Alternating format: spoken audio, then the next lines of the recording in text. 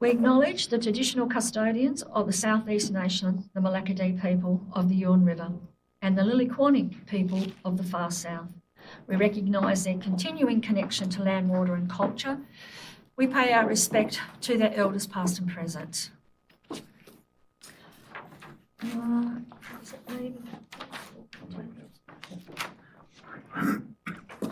Tonight we have Councillor Armstrong, Councillor Jessup, Councillor Robinson, Councillor Gibson, Councillor O'Neill and Councillor Mrzak. We have no apologies. We have a leave of absence for Toby Thorpe and we have no absent.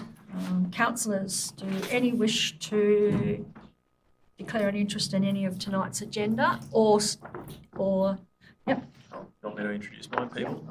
Yep. Oh, yes, sorry, Yep. yes. Don't have to. No, I want you to. It's on here. Sorry, I missed you.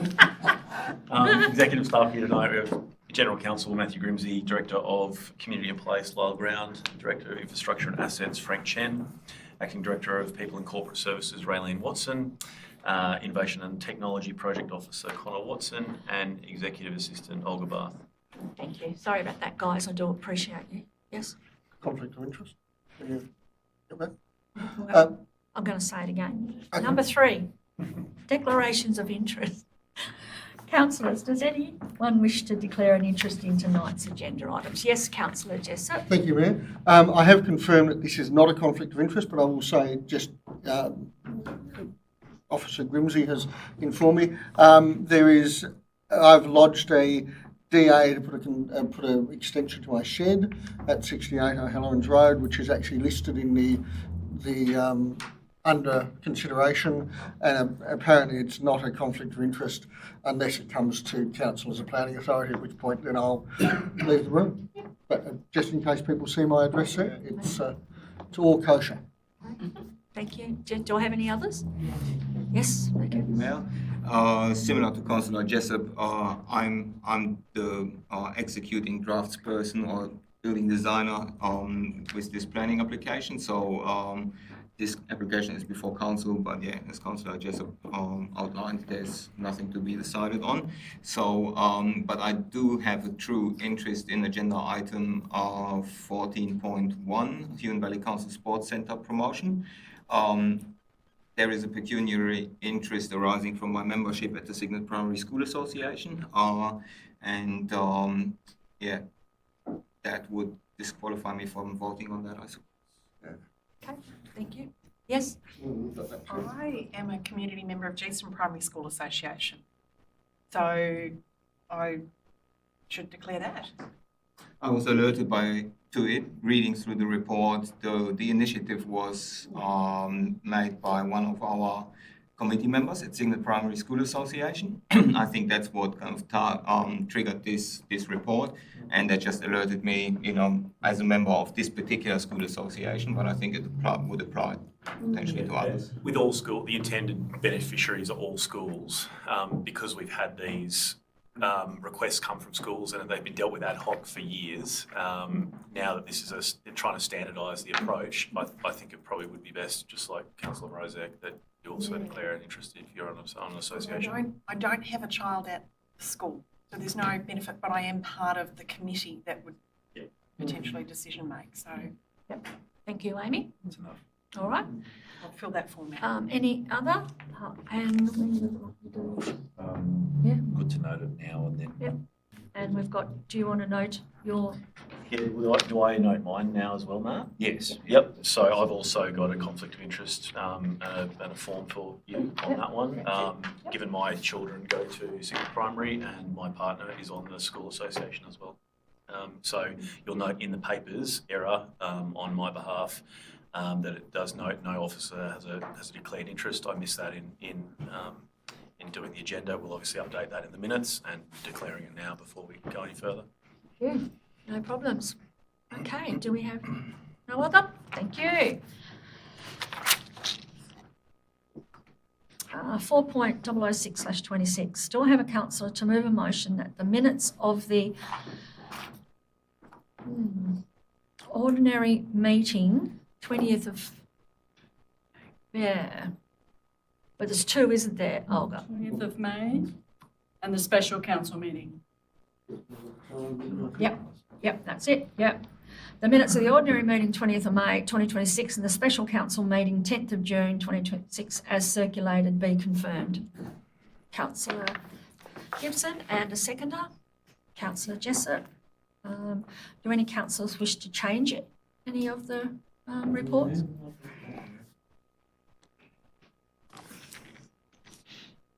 Okay, if that's the case, I'll put that motion forward. All those in favour, please raise your hand. That's all councillors, and the motion is carried. No legislative items? No. No urgent matters. I've got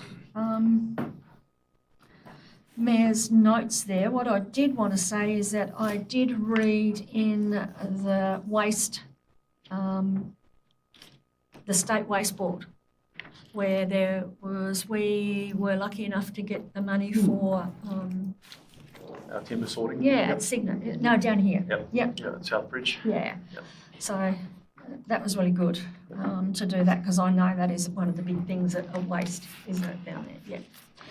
And I did see on the news last night where, just a congratulations, Mark, for your other job, was that having seen on the news last night was very, it was very good, and it was lovely to hear the young gentleman that said that he never in his lifetime thought he would have a full-time job and is working 5 days a week.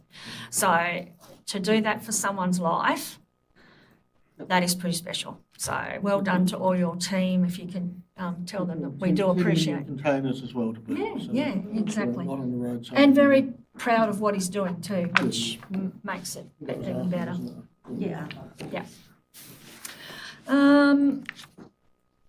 8.1.1, answers to questions taken on notice. There was no questions taken on notice from the previous meeting. Questions given on notice. There were 2 given on notice from Chris Wilson regarding unsealed roads and dust reduction.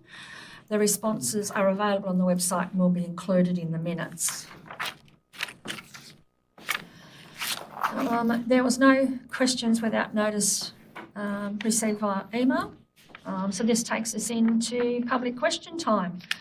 And considering there is one person in the gallery, would you like to ask a question? Yes, I would. Good. Thank you for coming out. Oh, cold nights. Good thing. Good on you. Yes, thank you.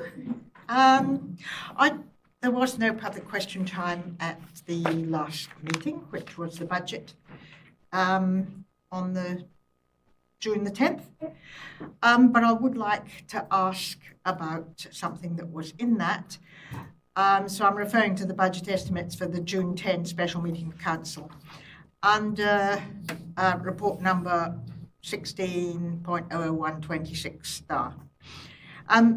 The attachments to the agenda for the meeting, where the details probably are, don't seem to be still available online. Maybe I just couldn't find them, but they didn't come up easily. Anyway, so I have a couple of questions. First of all, it was great to see that one of the major projects to be funded is $100,000 for further improvements to the Cygnet Town Hall. It's been beautifully renovated over the past year, and it's much better than it was. And so further improvements will be welcomed. I imagine it's a kitchen upstairs, is it? Yeah, correct. Yep. Fantastic. And some upstairs generally, so kitchen upstairs and minor stuff to the The supper room as storeroom well. kind Yeah. of place. Yep. Excellent, thank you. Section 30 also shows budget funding for a range of improvements and initiative, with initial funding supporting the design phase and consultation, with some projects likely to continue into the 27-28 year. Budget highlights include sealed roads, which includes $1.9 million for Silver Hill Road Cygnet, and major projects includes $2 million for Mary Street Safety Improvement Project. In both cases, I would like a bit more information about how will be how much of it will be allocated to design and consultation, and how much will be allocated to construction, and whether either or both of these projects are likely to continue into 27-28. Sure. We'll take that on notice. We can give you some more detail. I thought you might. That's, But yeah, that's- I see that there's something in this month's one about the Signet allocation of funds. It just doesn't seem like a very big proportion of the money of that $2 million. Sure.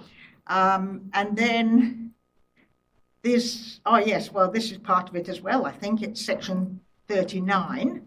There's $2 million allocated under new assets to sealed car parks, but there's no indication of where these car parks are.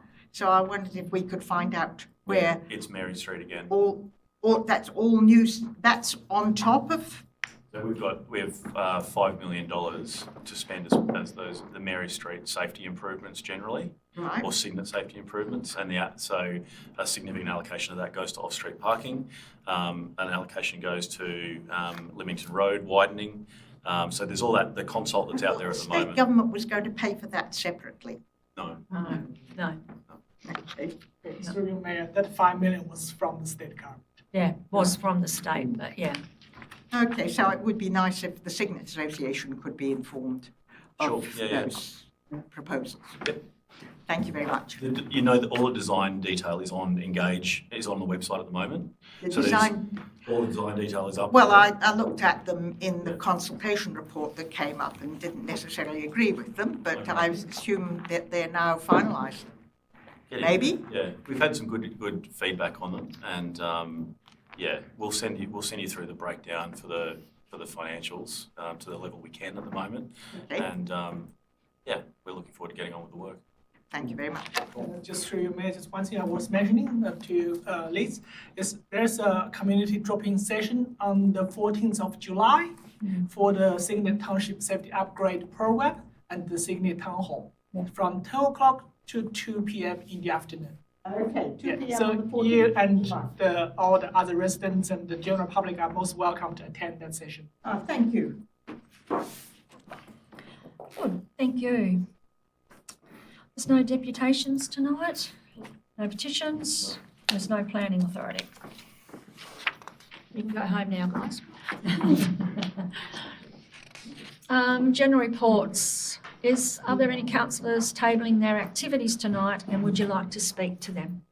Yes, Amy? I'll table mine. Yep, would you like to speak to them? No, I won't. I did attend a wonderful fire conference, International Fire, Wildland Fire Conference in Hobart last month, and I'm still working on a full report, which I'll share with all councillors. I did that in a personal capacity, but it, of course, has implications for Huon Valley, so that Thank was you. very interesting. Well done. Thank you. Do I have any others? Good, that's fine. Oh, you're right. Yep. Cool, that's probably a first. Yeah, good. Yeah, I'd just like to thank the Huon Vic Council for sort of extending the workshops for Signet Reimagine, and they came down on a Thursday night and met with the chopping and horse riders, cricket club and football club on the sort of development around that area. And I think it was a good chance to give people who missed out on their say. Yeah. Some of that is their fault as well, and our fault. So, so that was a good outcome. Well done. Thanks, Dave. Okay. So, do I have a councillor to move a motion that the general reports and minutes for the period 1 to 31 May 2026 be received and noted? Yep. Councillor Armstrong and Councillor Jessup. Oh, sorry, Paul Gibson. Do you wish to speak to your? Is it me or Yeah, you? no, it's No, not. I mean, listen, Oh, Yeah. I was just going to let you do it. No, thank you. All right. Are there any other councillors that want to speak to the general reports and minutes? Yes, councillor Gibson? I just had a couple of things. I hadn't seen the Ricky come up in the general reports for a while, so I was sort of interested in the home energy upgrades and what was involved, and some grant opportunities for regional. I guess that's again for home energy upgrade. The grants. Yeah. What page is that? What page is that, Paul? So, I take notes, so I don't sorry, okay, don't worry, I'll find it. That's okay. search for Ricky. Page 21, I think it is. Ricky is the climate change. Regional Climate Change Initiative, which was, I've I never, mean, we were very much participating in it for a long time. Yeah, And it's- Beck sat on it, Beck Dennis sat on it when she was here, I think. with you. I sat on it years ago. Did you? Yeah, okay, yep. It's been fairly quiet for a while. Yeah, I hadn't heard. No. Get- Surprised to see it back. Yeah. Oh, were you going to say something? Oh, yeah. Yeah. Who, man? Yeah. The CEO can also have input because it's sort of linked to some of the work he's been doing, but I'll just say that our manager, Environment and Sustainability, is now the chair of Ricky, and they've reinvigorated the group to progress regional sort of initiatives and projects in that space, and certainly the ZAMCAT energy efficiency and electrification project is one that's is being delivered through that group, and it's almost at the implementation stage. So, yeah, good to see it happening again. Yeah. And the grants, is that, would they be sort of, do you know much about them? Would they be? Well, at the moment, there's a whole bunch of DRF grants disaster ready fund grants that we're looking at. Unfortunately, and I'll be honest, it got released quite unexpectedly, and the response date is quite short. So it is disappointing. It's something that we're looking at internally around getting projects. It's always a trick of investing too much in a project to get it shovel ready and being ready for that grant, but then not getting that. So we're just sort of exploring what that would look like. So we may or may not put in. Yeah, we may or may not. We've explored some ideas. There's other ways also that we can deliver it without having to get into that grant space. So yeah. Yeah, and it's hard enough internally when you get less than a month to respond, let alone try to do something that's regionally significant and partner up with neighbouring councils. So it's a real careful balancing act. So the only other thing to add is the Ricky has been bubbling away very quietly in the background with a smaller group of councils that have remained kind of willing and interested, and it had pulled apart just with diverging sort of focus on climate change amongst different councils. With the new Southern Tasmanian Councils Network that's been reformed, we're looking to re-energise Ricky and the group of councils. So we had Huon Valley, Hobart and Kingborough presented to the group of Southern CEOs last month to talk about their ongoing work, seek some advice on how we can breathe life back into it and enhance this regional cooperation on climate change. So hopefully you start seeing some more in this space. Good one. I was really pleased to see that the grant deed for the Huronville Reimagine project has been signed, and we can get underway there. That was It's just amazing how hard it can I be, know. isn't it? It doesn't seem like it should be, but it is. And the only other thing I was going to ask was maybe for the public to reduce the number of acronyms being used in the general reports, because even I have to look them up sometimes because we don't use them. You know, they're not in our currency, and I can imagine that the public would just hit them and go, "Oh, this is all too hard." So, if we just a note. Thank you. Thanks for that. Someone's shaking your head over there, so I think that's appreciated as well. Yes? Now, I've got four things actually. So page 21, the new resident welcome pack. I hadn't heard of that before. So what is it, and how are we distributing that through real estate agents or something, or what? Yeah, that's one new part of it. So we've always sent a welcome letter to new residents, welcoming them to the area and providing a level of content on things that they might want to know and get involved in. The team's enhanced that, so it's been driven by a couple of areas working collaboratively within council, but it's now a welcome, but it's also providing much richer information and sending people via a QR code to our Living in the Huon Valley web page, which has been enhanced, which has a lot of the frequently asked questions, what are my bin days, just those kind of general things. But it also provides connections into some of the social networks and things that that we're working with. So where to get support, where to find connections in the community.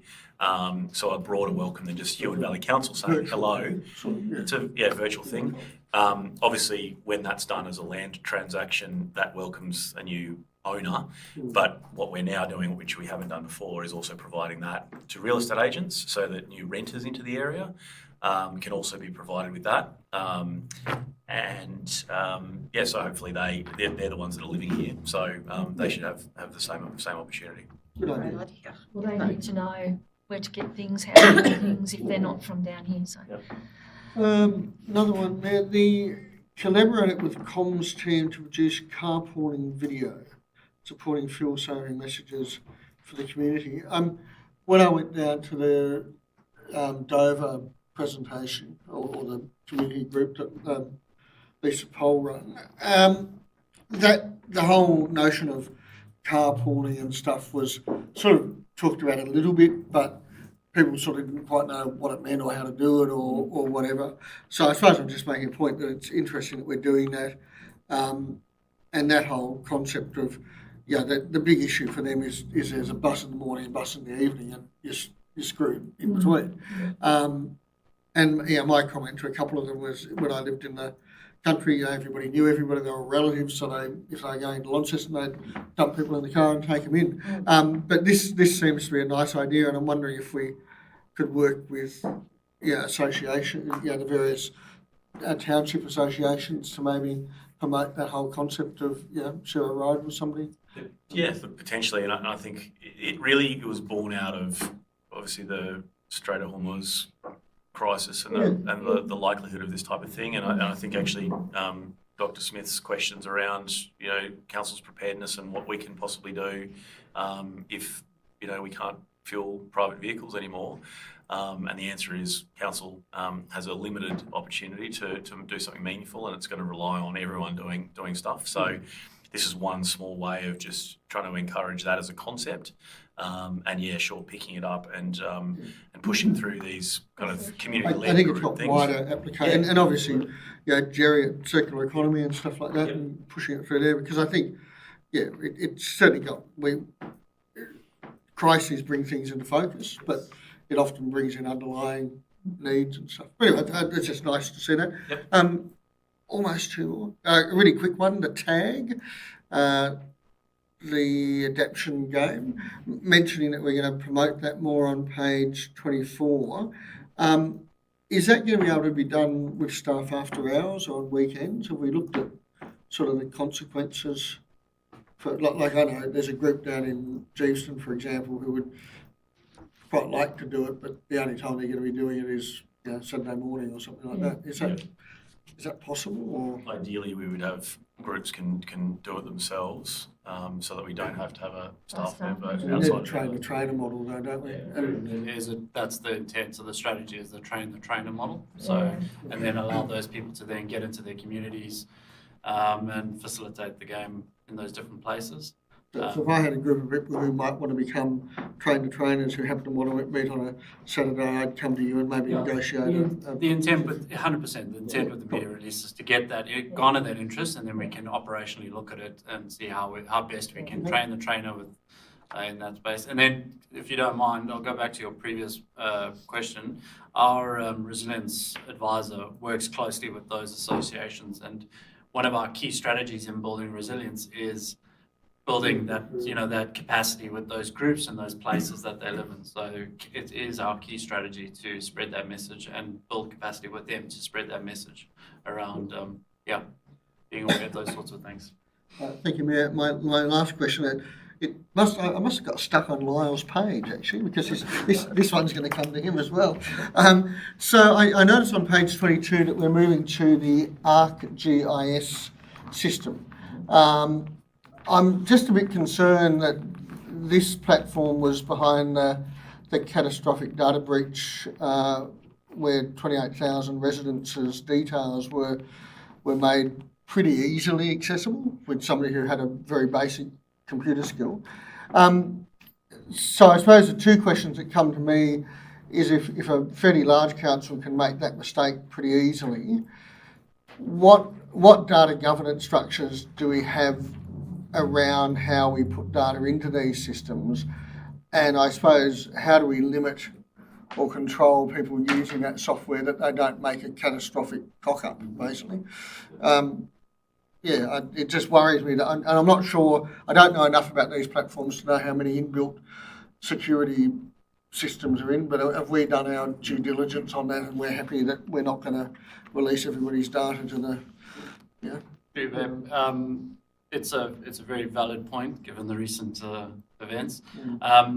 Just to clarify, so currently the council uses MapInfo, which is another spatial mapping system. So that data, moving to ArcGIS, that data is still there. It still has that information, and whether we use it in MapInfo or ArcGIS. But in that transition to ArcGIS, we've set up a structure, a governance structure around it. We've set up a framework around how we manage data, how we engage with data, how we publish data. We've got controls around different roles that have to undertake different checks and balances to make sure we do things, and there's procedures built in especially before we publish anything external facing to the public, in that there's checks and approvals that need to happen in that space. So we've got a framework in that space, and likewise in the project space, as we roll this out across the organisation, that those two documents talk to each other, and we have a steering committee that oversee the governance of that. I'm very happy with that. You might be able to package it up and sell it to a few other councils, because that's the sort of answer I was looking for, that it's not just a single person dependency to potentially, because data is so easily fluid now. Thank you. Well done. Thank you. So no, okay. Just before we move on, well, I'll ask you whether, and then I'll go on to that. Have you got any closing? No, No, thank you. okay. If that's the case, I'll put this motion. All those in favour, please raise your hand. That's all councillors. Thank you. Lucas, I think you have a conflict in closed, and we should have tabled it in open. You've got to table it in open. Yes. So can you do your other? Yes, thank you, Mayor. Apologies for that.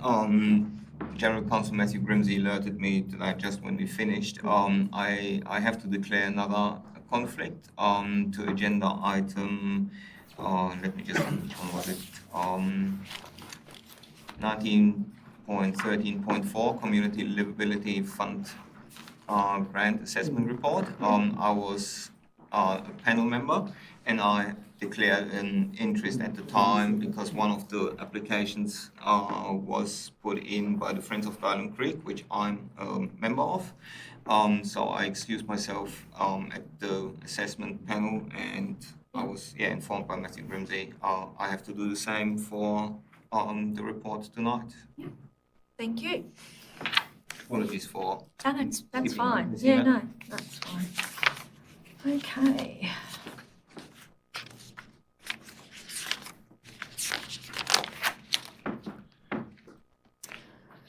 We've had a month of workshops. Yep, lots of work completed there. 13.1 answers to questions taken on notice. There were 4 councillor questions taken on notice in the previous meeting from Councillor Gibson regarding the Signet Structure Plan, and Councillor Robertson regarding the community's ability to pay rising rates. These responses are now available in the minutes. Questions given on notice. There was no councillor questions given on notice. Councillors, are there any questions tonight? Who's going first? In turns, one each. Amy. I'll get Amy to start then. Yeah. Oh, Fred Ames. okay. We've had some discussions on roads and road statuses. I think I'm aware that council can commit to different levels of maintenance on its roadways. So, for example, maybe formation only, or maybe including the surface condition of the road. And for transparency, I know there's a layer on ListMap for road centre lines, and you can look up who owns the road so that you can understand whether it's a council road or a Crown Lands road or a Parks road or whatever.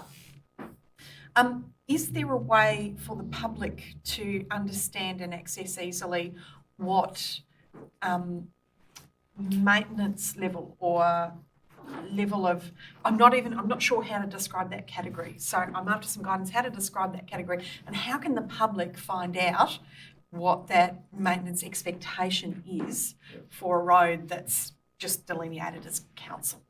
So not easily at the moment is the answer, because we don't publish it. It's not on any municipal map. That's exactly the kind of thing that we'd actually like to extend our new ArcGIS system into be able to do, to provide the road. So like the biggest determinant of the maintenance frequency is the road classification. So it's a distributor road, right the way down. So distributor road like a mountain river, for example, where there's multiple small local roads tipping into it. Back to, as you say, a formation-only road, which is a access track effectively to an isolated number of properties. So yeah, at the moment there isn't an available map that lets people understand that, and it's the type of thing that we want to do through ArcGIS. I think it's highly relevant data. Just haven't had the facility to do it. It'd be wonderful if that could be incorporated into the standard state system, so anyone can look that up. Sure. If it was linked to the status of the road or something, if there's a field on there. We could ask if the state wanted to do that. It would require every council to get their data into the same typology and submit it. But it's something that we can do for our municipality ourselves as part of that GIS. I think the register obligation is there already for us to enter new roadways onto that data set. Yep. So it might just be one more field that describes the maintenance level of that or something. I don't understand what the data management provisions, whatever else at state level are, so I can't commit to anything. We can certainly ask the question. Thank you. Okay. Yes. Thank you, Mayor. This is a question about the Grove intersection, which I did note was written up. The intersection options that we were given presented some initial sort of consultation options around features like off-road turn-offs for the bus and parking and some of those sort of things, which were quite varied. The final proposal was probably somewhat different and lacked many of the improvements that were offered in the original design. So the final option, I think, is probably substantially underwhelming. I don't recall a lot of thumbs up from the community at large. I don't think it was largely loved. So I see that the funds for the work were in this year's state budget. So I think there was 3.7, I think, which is great. That was more than was initially promised. And I believe there might have even been some level of tendering has already progressed. So I congratulate the state government for getting on with the project, and to be honest, for roads, it's quite quick, compared to what I think 15 years for the Cygnet roundabout up there. But my question is, I suppose, has council, and I know the staff did a lot of work with state roads to try to shape the final outcome, but did we have any luck getting some of the original features back, or is there anything that we can do or need to do that can make it a bit more user-friendly? And the things I'm thinking about is, that the path seems to stop before the shop and there's no off-road parking, and I don't even know if there's any shelters for commuters in the final design. So have we been able to lobby behind to make it a more, better user experience? I can send that one through to Yes, so council staff have been working closely with the Department of State Growth, and recently we've been participating in the consultation of the stage 2, as what DSG was referring to, is the parking improvement along Turn Creek Road. So that design will be helped to formalize and increasing the roadside parking along Turn Creek Road that both serve the commuters who park there all day and also for the parents there doing the pickup and drop off. And we're hoping that this design can be soon finalized and then potentially that incorporate into the stage 1 work, given they will start, I believe, from August for about 20 or 24 weeks. So if we can work with the department and have that design finalized, there's potential they might be able to construct that directly after the stage 1 work. And talking about improvement parking, this is definitely the goal, is to have more parking and more accessible and safer parking locations, because currently people just park over the gutter. So it's definitely having the formed parking and potentially with footpaths linking to existing footpath network where the bus stop's going to be, going to help improve the safety and accessibility. And also we will keep working with the department who is actually the transport or public transport provider to improve the facilities like the bus stops.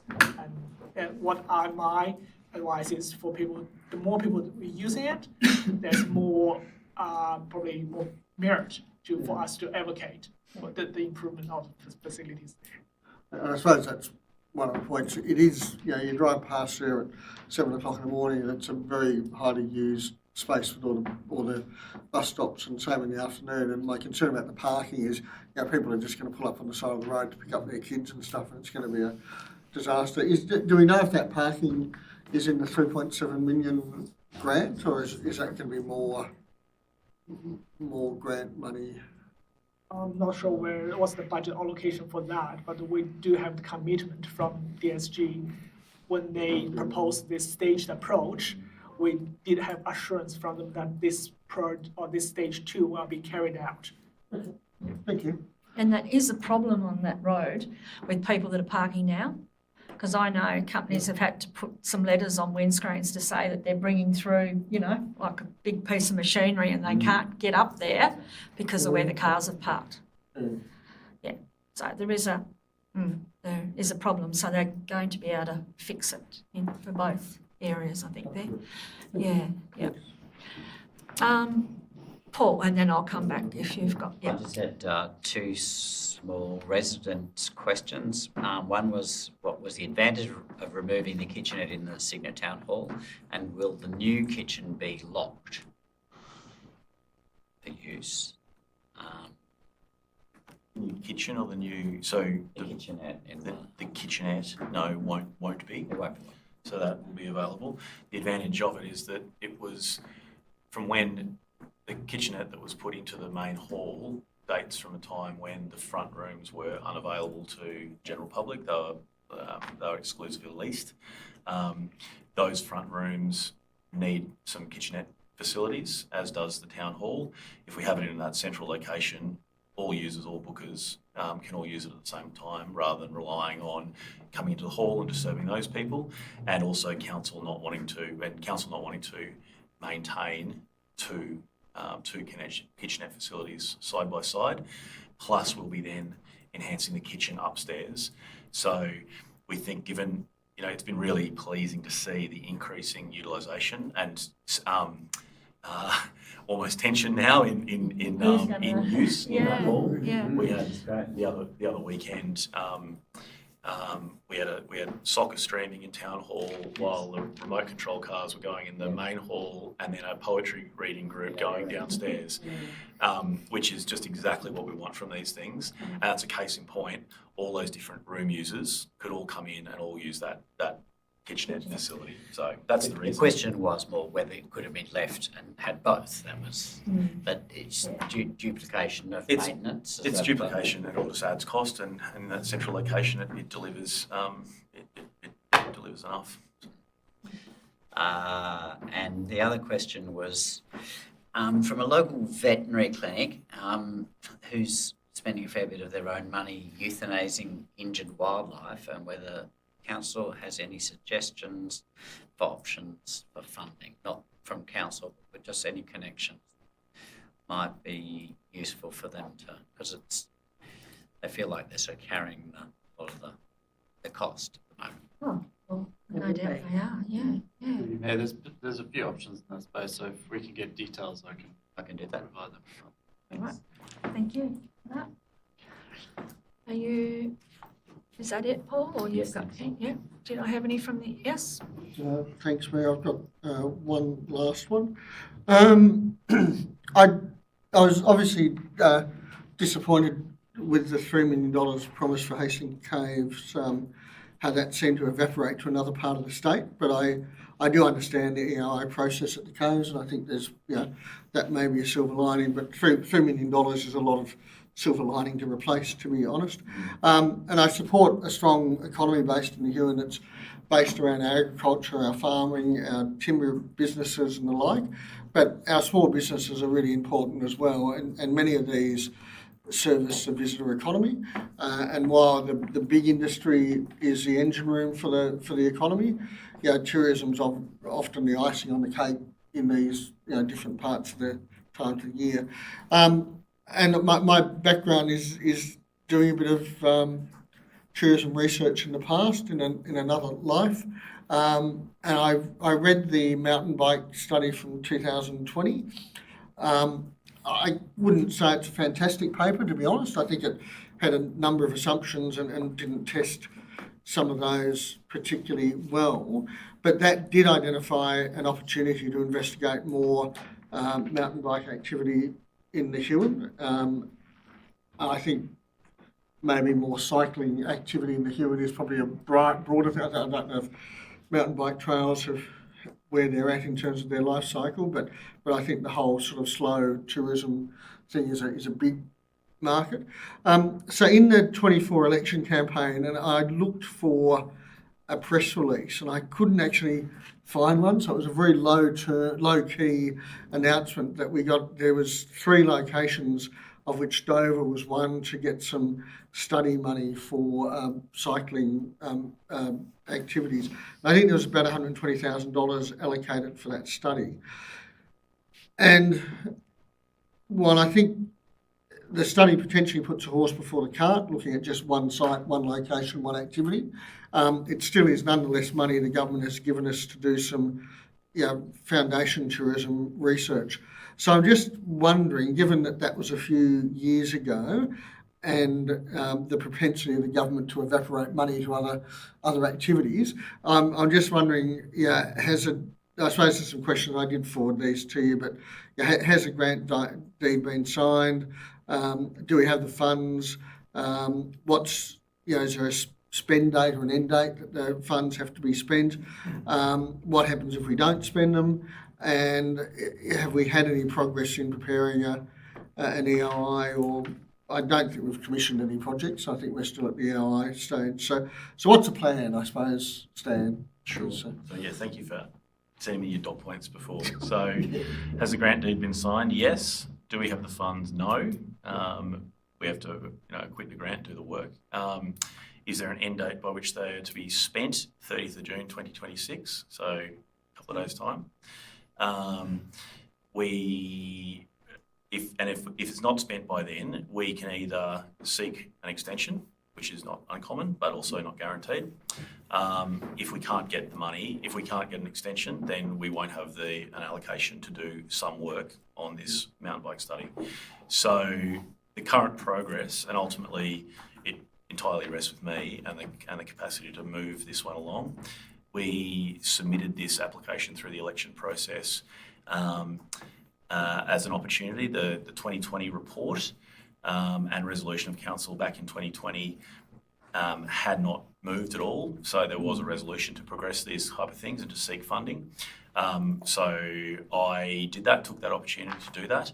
But I guess I broke my own due diligence on carefully preparing oneself before we waded into some additional work on top of our other agreed actions. Have been a bit busy, yes. We have been very busy. But notwithstanding that, it's been an expectation of the community since 2020 to do something around this. What we have done, so we haven't done nothing, but the work that I have done, which is a fairly significant desktop analysis, looking at that previous report, which I agree has some challenges with it, looking at all the recent, so the mountain bike developments that have occurred between then and now, and the economic analyses that have come along after that, which are very positive, but also point very clearly to some of the fundamentals that you need to get right to make sure that mountain bike facilities are actually a benefit to the local community, not a negative impact on ratepayers. They certainly have had a big impact on the state as a whole, but those hosting council areas have absolutely had some concerns. I've also included assessment in that against the Australian Cycling, the actual mountain bike trail guidelines and the feasibility assessment framework for a trail in and of itself.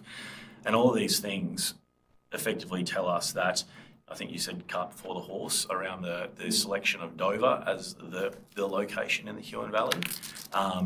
There's a range of issues with that, and it's a challenging location and quite a lot of work, more work than I've been able to allocate to it, to get us to the point of a consultant brief. We can get a brief out the door tomorrow, but is that going to be a purposeful spend? And it's public money, despite it coming from the state government. And I don't want to spend money and get an outcome that sets a further expectation, and is just based on an inadequate brief. So could I maybe make a suggestion, a second part of the question, I suppose, is obviously somebody needs to write to somebody in the next 6 days to seek forgiveness or whatever.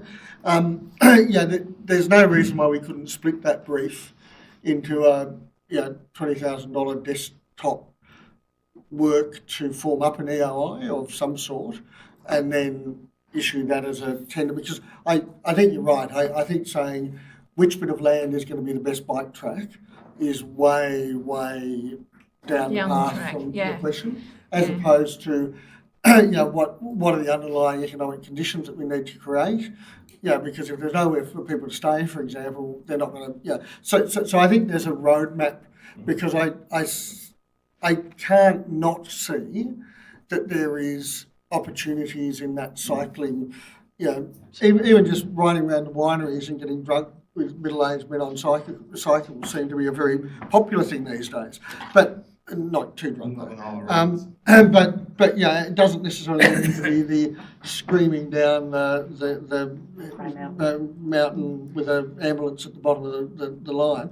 So I think there's lots of opportunities. So maybe splitting it into two to get somebody to write the tender for us, and then actually get a bigger picture analysis rather than, because I think you're right. If people are designing tracks now, it's going to be just a waste of money. Which comes, look, there's a whole chicken and egg around, and it does also come down to the actual terms of that grant deed and whether doing that is allowable. So I'll seek an extension, and absolutely I'm accountable for it not moving quick enough, and that's simply because it just has not been a priority it's a high enough priority to do, and the complexity to get it be done right. It is quite significant, and it is about that.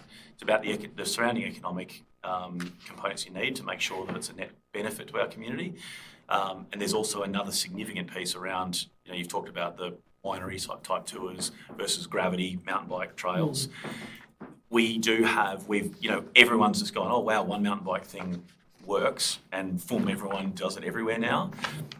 A clear thing that has been coming out in the analyses that I've done is diversification, and we're just competing with the same. More gravity trails need to have a point of difference, whereas there are other options that aren't as developed to the same degree. So we've got the benefit of time marching on, and want to do it, we'll seek an extension. Happy to workshop it or something. with Sure. council, maybe, yeah. I'd check to who Hastings would be lovely. Oh, and look, our roads aren't the best for bike tracks, I admit, but you know, that whole concept of trying to tie together some of the sentinel things that you can do in the Huon Valley, there's lots of opportunities, but it's a big study, and if you get it wrong, it just becomes a bit of a white elephant. The report, so what, a report's wrong, but ultimately at the end of the day, that report is then going to be used to come to No, if you get you. the product wrong. That's right, because it's going to come to you to then make a decision to spend capital or go for a grant that's then going to hit ratepayers through the operational costs. So if we get it wrong, there's quite a significant ongoing tail cost to that. Maybe the people taking Hastings cars will be happy to know. Anyway, thank you for the answer, gentlemen. And thank you. look, sorry. Thank you for your honesty as well. That's Is what it is, yeah. Okay, so no other, yes? Thank you, Mayor. Just a brief question or maybe clarification following on from a question I asked a couple of months ago relating to our skate parks and if we have a policy on graffitis and graffiti removal. I noticed in the general reports in the infrastructure highlights that there is a small section about graffiti removal in Burton's Reserve, and I can see why this has been removed. It's been just smeared on the side of the slides. It's not art. It's just vandalism. So I wonder if this has happened because whoever did this felt like they couldn't do it anywhere else. There is a skate park, like literally 30 meters next to it, with plain concrete, and skate parks, the culture around skate parks is graffiti. So if people would know that they can, without getting into trouble, do graffitis on the skate park, maybe we would not see vandalism like that. So do we have something like a code of conduct for our skate parks? Hey, come out here, use this space, put your graffitis here as long as it's not offensive, this, that, and the other. We set clear expectations. Art is art. You can stretch it far, but, offensive, it should not be. And, just to try and activate those spaces in a better way. And then by doing that, maybe delete this kind of behavior and not get rid of it because there will be other outlets. We've got rules I know it from the Cygnet Skate Park intimately because I'm there like 3 times a week. There is this big sign saying wear your protective gear and all this, that, and the other. Maybe we could just extend it or put another one there. That's the rules that, we apply to this place. Make it yours, make it colorful, play your music until then, whatever else. So, rules are set. And then, maybe this would stop behavior like that. Is that something we could do? Is that within our merits? Yeah, look, I think workshopping with council is what those rules look like, so that we get them right is a sensible thing to do, and it's very low cost, very low intervention, and it could work. As I said before, that playground on there often as well, and it's used by a range of children, very young through to To people your in age, how big's your skateboard? I'm well past skateboarding, but yeah, there are dads out there skating with their children, which is awesome. And as we've said, like art is subjective, and so we do need to strike a balance. But I'm sure that if we workshop that, we can introduce that art element. I don't have a problem with it. It'll just ultimately be a discussion for councillors. Do you think, guys, that it might work when we do our St James Council mock council meeting, where we've got the kids here, and they're being given the opportunity to think of some things, and I was done, and the youth area have been doing some great work setting this up so that we've got it for future schools. But it might be an opportunity, seeing that we've got a school from Cygnet, just to ask them what they think about that idea. So then we've got something to take to workshop. Yep. And we're going to have, the team, our council team here when we're doing it. So, we can take some on notice and we can probably answer some and do whatever. I think it's the interaction with the kids in a real life situation might actually Yeah, and they can go away and think about it, and they might then write letters into council. You know, like, and it might encourage them that they can come along, like you had a couple of kids, and if they've got something that really strikes them in the town that they wish they could have, maybe that might make it come to life for them. We're asking the kids, isn't that what we're meant to be doing when we're dealing with the kids? So without having to make it another thing just for the moment, Lucas, it might be good if we use that instance. That's not taking any more time from anybody. So would you be happy if we done that? You know, like. We can get some input from the youngsters Yeah, and And then after that, councillors can go out and do, you know, other things and you know, towards the end of the year, the school things and all that sort of stuff. None of these things happen straight away, Lucas, but I think the more kids you involve in Signet, the better. But this can be our first one without any cost of having to do consultation. We're already there. Yeah, the one thing I'd say is that I think that it won't be simple enough to working out what the rules look like and how we implement it is one thing. It's straightforward, but I think too, you are going to need some kind of event, some deliverable to trigger there's been a change here. Just putting up a sign, the first kid that pulls out a spray can is going to get chased out of there by some parent. Yeah. There's a guy who runs competitions and. Yeah, so Yes. bring And- in Yeah. something, but we just need to, that'll just obviously, I'll be saying, hey, what's budget, how are we doing this? So, If council approved it, I reckon you could easily energise it. But you know, also too, even with the cost, it doesn't always have to come back to council because No cost to council. the associations and the other areas around Signet that have some trouble with that might be quite happy for their group to put in some money towards it to show the kids that everyone in Signet, you know, like even if it's $100 or something, you know, like, just to make the kids feel that it's coming from the town. It's not the council being Big Brother again, you know, like it's. I guess not so much Big Brother, but there might be just a misunderstanding what's acceptable and what's not in such places, especially, you know, now that there is CCTV in Signet at the skate park. That I've heard that made a significant difference for the youth. You know, they just feel observed, and then, you know, you don't hang out there because you don't want to be watched, and then you go somewhere else where there's no camera, and then things like, you know, graffiti smears on the slide happen where they, you know, it's unnecessary. So. Well, they're not even productive, that is. No, absolutely not. No, and I just feel like, you know, it's just a lack of communication. Yeah. Yeah. All right, so we might move forward with that Yeah, and no, then we thank can you, take Madam. it from there. Yep. Yes, Deb. Thank you, Mayor. Just a quick one to Director Frank, getting back to this bus stop in the middle of the highway. Frank, do you know if it's going to be 40 k's past the buses or 60 or the speed limit change? No, I don't believe the speed limit will be changed. Has been dropped from 100 to 80. Yep.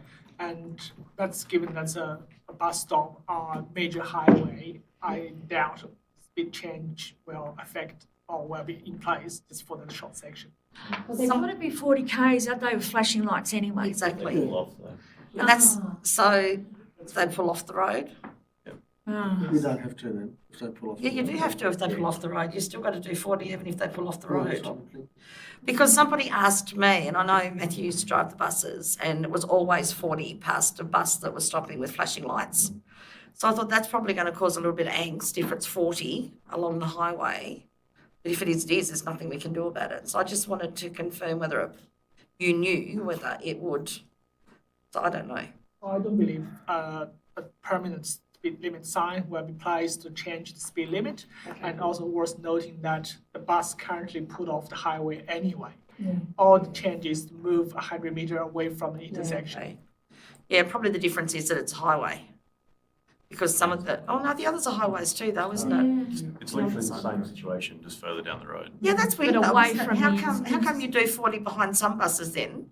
Or you're supposed to, but not in that situation? Not that I'm arguing, I'm not just wondering in my head. School buses, maybe, I think. Completely, I think. Yeah, it's pulling off completely off the road. Yeah, I suppose, if they're a little bit still on the road. Yeah. Well, I'm sure that'll please the person that asked me, so thank you. Okay, do I have any other? No? No, thank you. Okay, there was no motions, notice motions tonight. Okay, report number 14.001/26, Huon Valley Council Sports Centre promotion. I refer the councillors to this recommendation. Do I have, oh, yes, to leave. Yeah. Sorry, I thought they're usually up and gone. Sorry, guys. Sorry, Matt, can I can be here, I'm not making a decision, but I just don't talk to it, or don't talk to it? That's you, Sally. I'll have a break. You might want to give a question to Ray. Oh, dear. Okay, so now that the others have left the room, do I have a councillor to move the motion, please? Councillor O'Neill, Councillor Gibson. Councillor O'Neill, would you like to? I think it makes perfect sense, and it's probably makes it even for all schools. Yeah, And it does, makes doesn't it? everyone realise what's available to them, so Yeah. they can work around that. Yeah, So I think it's a good initiative. yeah, and it gets people that possibly won't use the centre in to see what it's like, whatever it might be. And I think it's good that we don't have, it's set, and we don't have to be looking for something to give to the school that's relevant or whatever it might be, so, yeah. All right, do I have anyone else? Yes, I'll go Deb and then to Paul. Thank you, Mayor. Just a quick question. Was 10 schools, wasn't it? Yes. It was 10. Yeah, 400 each. Does that include all of the schools or just the public and private schools? Like, does that include Peregrine? Yeah, what other 10 schools? Yeah, what other schools? Like, is it mainstream schools or is it? Oh, come on. You knew I'd ask, didn't you? Yes, it includes all schools. Oh, sorry, I'm not supposed to be looking at you, am I? I should be asking you, shouldn't I? Peregrine's That's is just included. information. Yeah, okay, so it does. It's all inclusive, but not. So, No. thank you. Couldn't help himself. No, Mayor, look, I think it's a great motion. It doesn't cost us anything, but it's a way that council can support the community, and there's a mutual benefit for council. I suppose it does, I mean, there is a cost, but yeah. It's an opportunity cost, but it doesn't really. It's not like we're giving $400 to each to buy books. We're giving them a service, and it's good. Supports our sort of health and well-being sort of strategy, and so I think it's. And it's fair. Yes, Councillor Gibson. Look, the only thing I was going to say was that as one lump, $400 seems like quite a lot, and it may be worth, rather than saying a grant for a $400 voucher, let the school association determine how that 400 is divided up by saying an amount of 400 in vouchers is offered to each school, because I think, some schools might give 10 of 4 of 100 or whatever. Yeah. Okay. So I guess I'll just move that minor amendment, or maybe it's just you and me. Are you happy with that? Yeah, I'm happy with that. Yeah. Makes sense. We'll just change that on the fly. Okay. But otherwise, I think it's a great idea. I'm very supportive. Yeah. Anyone else? Is that okay? Yeah. Yep, and being 10 schools, I just assume it would be every possible school in the Huon Valley. Yep. Through you, Mayor, can we just clarify the amendment? $400 worth of vouchers offered. Yep. All right, with that? Okay, Thank you. all right. Well, you guys are happy? I'll put that motion. All those in favour, please raise your hand. And you can let the others come back in, that's all.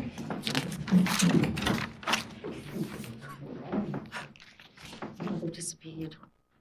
They're in the drinking cupboard, they're in trouble.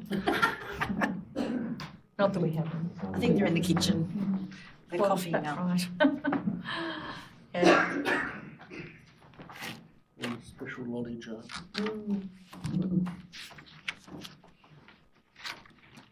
Thanks, guys. Right, now we're report number 15.03426, proposed CCTV policy, GovCorp 028. I refer the councillors to the recommendation of this report. Do I have a councillor to move that, please? Councillor Armstrong and Councillor Gibson. Councillor Armstrong? Thanks, Mayor. I think this is a great policy. I've not got much to say about it. It's self-explanatory. I think it'll be I think there'll be positive outcomes. I think there'll be people that don't like it, but seems to be working well. Yep. I'm just making them wait. Councillor Gibson, and then Councillor Jessup. I did want to change one thing. I was just because clause 5.4 says that the data will only be used for purposes specified in the policy, and if you go to the purposes of the policy, which is clause 1.2. What page is that, Paul? Sorry. 95-ish. 95. The bottom part in the purpose is delegating the primary responsibility to the CEO, and I just felt like that's not actually a purpose that relates to the data use. So I thought we should delete that part. It's well and truly covered the delegation of CEO responsibilities further down in the policy, so I don't think it needs to be a part of the purpose. That was the only thing. I think when you see the way 5.4 and 1.2 relate, it doesn't really work very well. Through you, Mayor, that's with an amendment to delete the last dot point in clause 1.2. Correct. Are you happy with that, Councillor Armstrong? There's two 1.2s, by the way, so you're talking about the 1.2, which is masquerading as 1.4. Yeah. Is that right? Yes. The last 1.2. He does mean 1.4. Yes. Yes. Oh, okay, thanks. So this is page 95, just down the bottom. Purpose of policies for sport councils. Oh, it does too. 1.2, 1.3, You did mean 1.2. what should be 1.4 though. I did. Yeah. Can we amend 1.2 to 1.4 as well?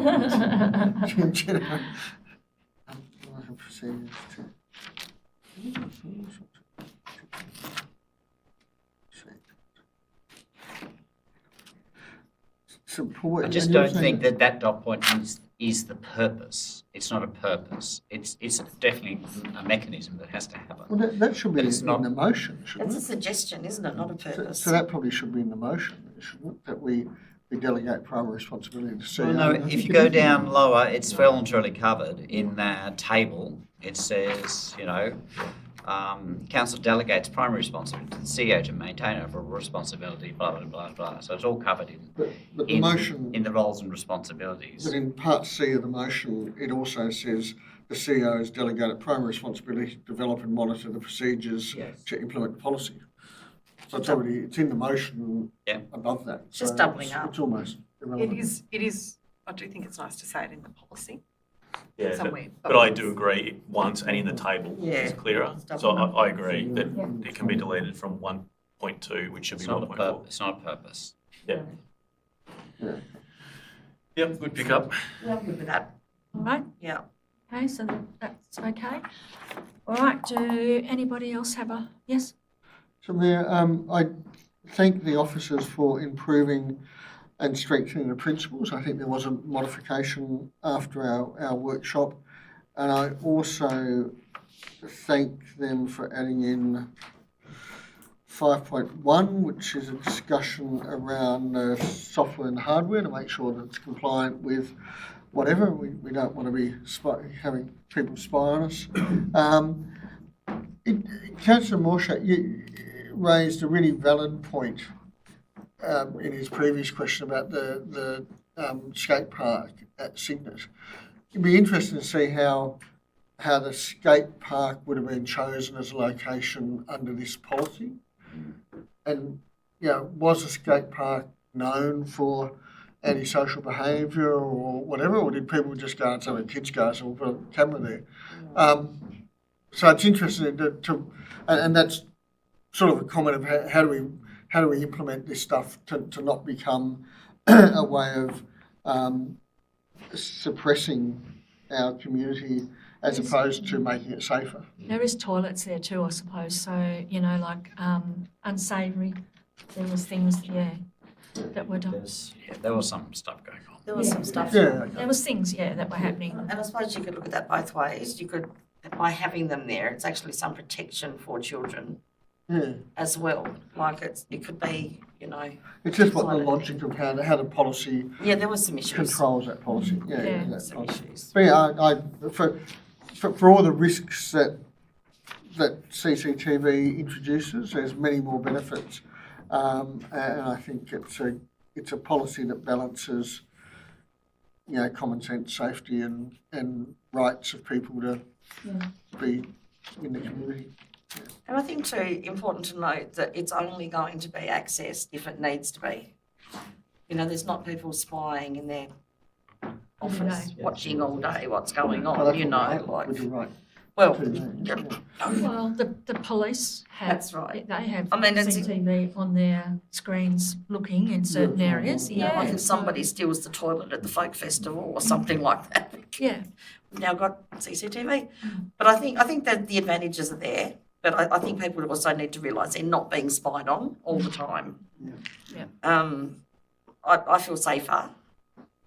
I'd feel safer if I had kids that were going there and, we thought they were of age or old enough to be responsible. It's not always them that we need to be looking after, yeah. and out for. Yeah, I know when I took my granddaughter to Inspector Colin Riley around at Kingston, and he took her in and showed her the cameras down in where she works at Sambreros. Yep. And she said, if I had known there was cameras down here, I'd have felt safer. And Much so would a safer. couple of the people that work with me when they're shutting at 9 o'clock at night. That's it. So yeah, That's it. she actually felt better when she knew the cameras were there. Yeah, and if you're not doing anything wrong, you don't need to worry about Yeah, it. that's right, exactly. All right, so you're happy with that change? And Through you, Mayor, just for the benefit of those who are watching or will watch this, this policy is not in relation to council is now going out and just putting CCTV everywhere. Council already has CCTV installed in the Huon Valley, and this is actually the policy that puts protections around the use and the future principles of wine. thank you, thanks for that. Yes. That's a question about community engagement. I take it we're putting this out at just informed level. We're not seeking any comment back from the public. See how it is. They've been out for a while, haven't they? They've been there for months now, haven't they? In various places. CCTV, Yeah. it's been there for years. Yeah, that's what I sort of thought. Yeah. For some reason, people are only really just noticing. I think because we've been talking about it. Yeah, It just probably, sort of- yeah. Yeah. All right, so with the changes that we've had there, so you're happy? All right, well, I'll put the motion. All those in favour, please raise your hand.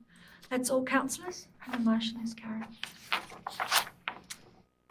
Report number 15.035/26, proposed climate, future and place policy. I refer the councillors to recommendation. Do I have a councillor to move the motion, please? Councillor Gibson, and a seconder, Councillor Morozak. Do you wish to speak to Yes, Yeah. I'm really pleased to see reiteration of our climate emergency statement of earlier on, and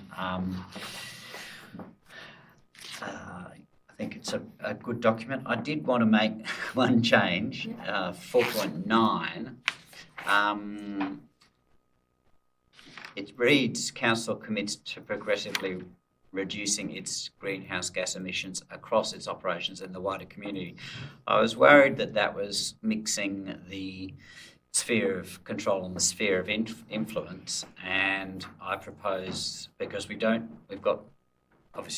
control over our greenhouse gas emissions, but we don't over the wider community. So my suggested rewording of that, which I did pass to Malcolm and he was very positive about it, was that Council commits to progressively reduce greenhouse gas emissions resulting from its operations and supports emission reduction across the wider community. So if, I don't know, if anybody's got a comment, do you want me to read it again? Council commits to progressively reduce greenhouse gas emissions resulting from its operations and support emissions reduction across the wider community. And then it goes on and with, to the three dot points. We'd cover that essentially, but it's just that initial statement I thought was not well enough worded. I actually think that's fair, Paul. Just ask, I'll just ask a really, for want of a better word, blunt question. How does council keep an inventory? Like, how do you measure gas emissions? That was the question I had, but well, Sorry. well, no, you can. Yeah, but what we really need is a baseline, and I guess the first year that we have to develop that baseline so that we can. But how physically do you do it though?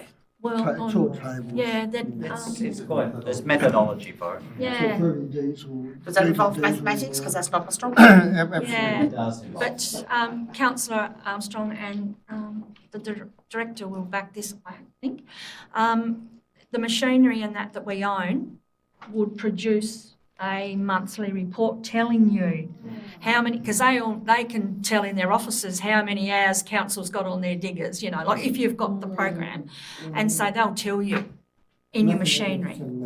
Oh, I like magic. True, isn't it? I was getting them for quite a while. We just use our fuel, all our fuel comes from one space. We get a monthly report. So there's carbon dioxide equivalents, Yeah. conversion tables for everything, for We- electricity, for waste, for whatever. Yeah, we'd use it like for every kilometre of pavement that we put down, we would have we'd have a greenhouse Percentage thing. liability for that and stuff like that. So lots of spreadsheets full of There's all sorts of calculators. scopes and whatever else. So Yeah. we've done, we So did there is- this last year. I forget what the total I don't have enough breakdown time. was, but you saw this last year. So we've already set that baseline. We've been monitoring it. So Do we have to do it now? And I know big business have to do it now, but is it compulsory? I believe it's 2027, Yeah, where so we're going to have to do it one way or the other, aren't we? correct, yeah.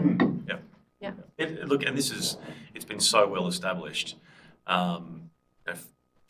20 years, I'm getting old, 15 years ago, I was doing this in the private sector. Like it's so well embedded now, the methodologies for this, and it's It's not a new thing, but I just never really, I mean, I know what happens and I've seen the figures but I've never actually asked how you actually do it. Like, it's one of those questions that you just presume That someone does it. that someone does it. Before long, we'll No, good, ask- because I don't ever want to, like, we'll ask AI and it will tell us. that's good. That's good. Sorry to interrupt, Paul. Just, No, no. you know, That's fine. You've got to needed to ask. know. Okay, so you're happy with that all then, Paul? Yeah. Yeah, it was. I don't know who seconded it. I did. And you're happy with that? I'm Or do happy you with- want, yeah, good. I'm happy with that, thank you. I just, while we're amending, I just noticed what Councillor Gibson picked up on the previous policy, under the purpose in this policy, we've got under N, the very last point, to delegate primary responsibility to the CEO to generate procedures. So, like, just for the sake of consistency, and I just had a brief look into the next policy that we're going to look at. It's the same thing. It seems to be general procedure or pre-formatting or something. There is the last thing in the purpose is that the CEO will be will have the primary responsibility. So maybe it's worthwhile having that consistent throughout all policies. Yep. Other than that, no further changes from my end, just a comment on, great work on the policy and good contributions and work around it at the last workshop. So I think, can be very happy with this quite progressive policy in this space, I suppose. Yeah, thank you. All right. And you're happy with the wording and everything you have there? Oh, yes, councillor? Thank you, Mayor. I said this in the workshop and I'll say it again in the public forum. I think I'm really pleased that the policy is looking at adaptation at its core, about how we adapt council practices, as well as trying to reduce greenhouse impacts. But I am generally concerned about the tension between private ownership of land and public control of what you do on your land. And I know Noel will be smiling at me here. I know the whole planning scheme is about that balance, and it's about letting people do things but not letting them do things that are really bad. I have seen policies like this become weaponised against our own ratepayers, and I suppose I'm just putting on the record that there were some wordings that I think have been softened a little bit, that weren't as quite as specific of, we will use this to control sort of thing. But, that said, we obviously don't want people building houses on coastal dunes or in floodways and stuff like that.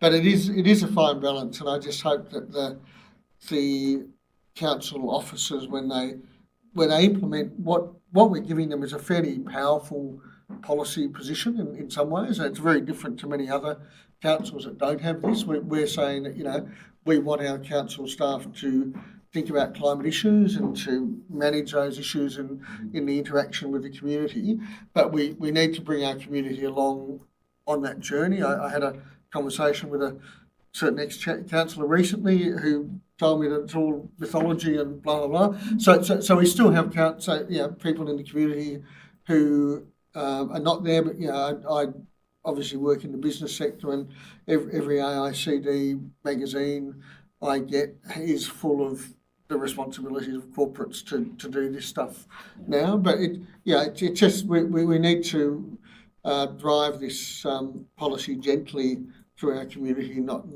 like a D7. But isn't it part of our livability? Everything we do in livability. I think it's worth, through you, man, just getting the director to respond to like how we give effect to this for land use planning. And it's particularly at the land use planning where it hits, where the rubber hits the road. Yeah, so in the land use planning space, anything we do in that space, just like we are doing currently in the Cygnet structure plan, we're looking at flood risk, we're looking at coastal erosion, we're looking at inundation. Those decisions are, we use data, we use community responses, and we couple that with data. We make proposals around how we can manage that, and appreciate we have to strike a balance in that space.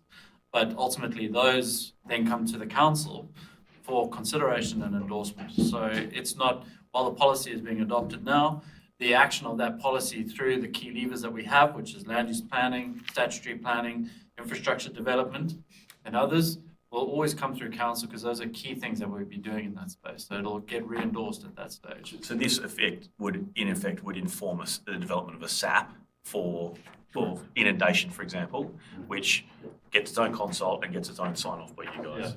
Yeah, and then I suppose when we implement that, and particularly where it hits a road is around existing land use rights, when you're saying to somebody, we've now changed the rules and you can't do that there. And obviously, I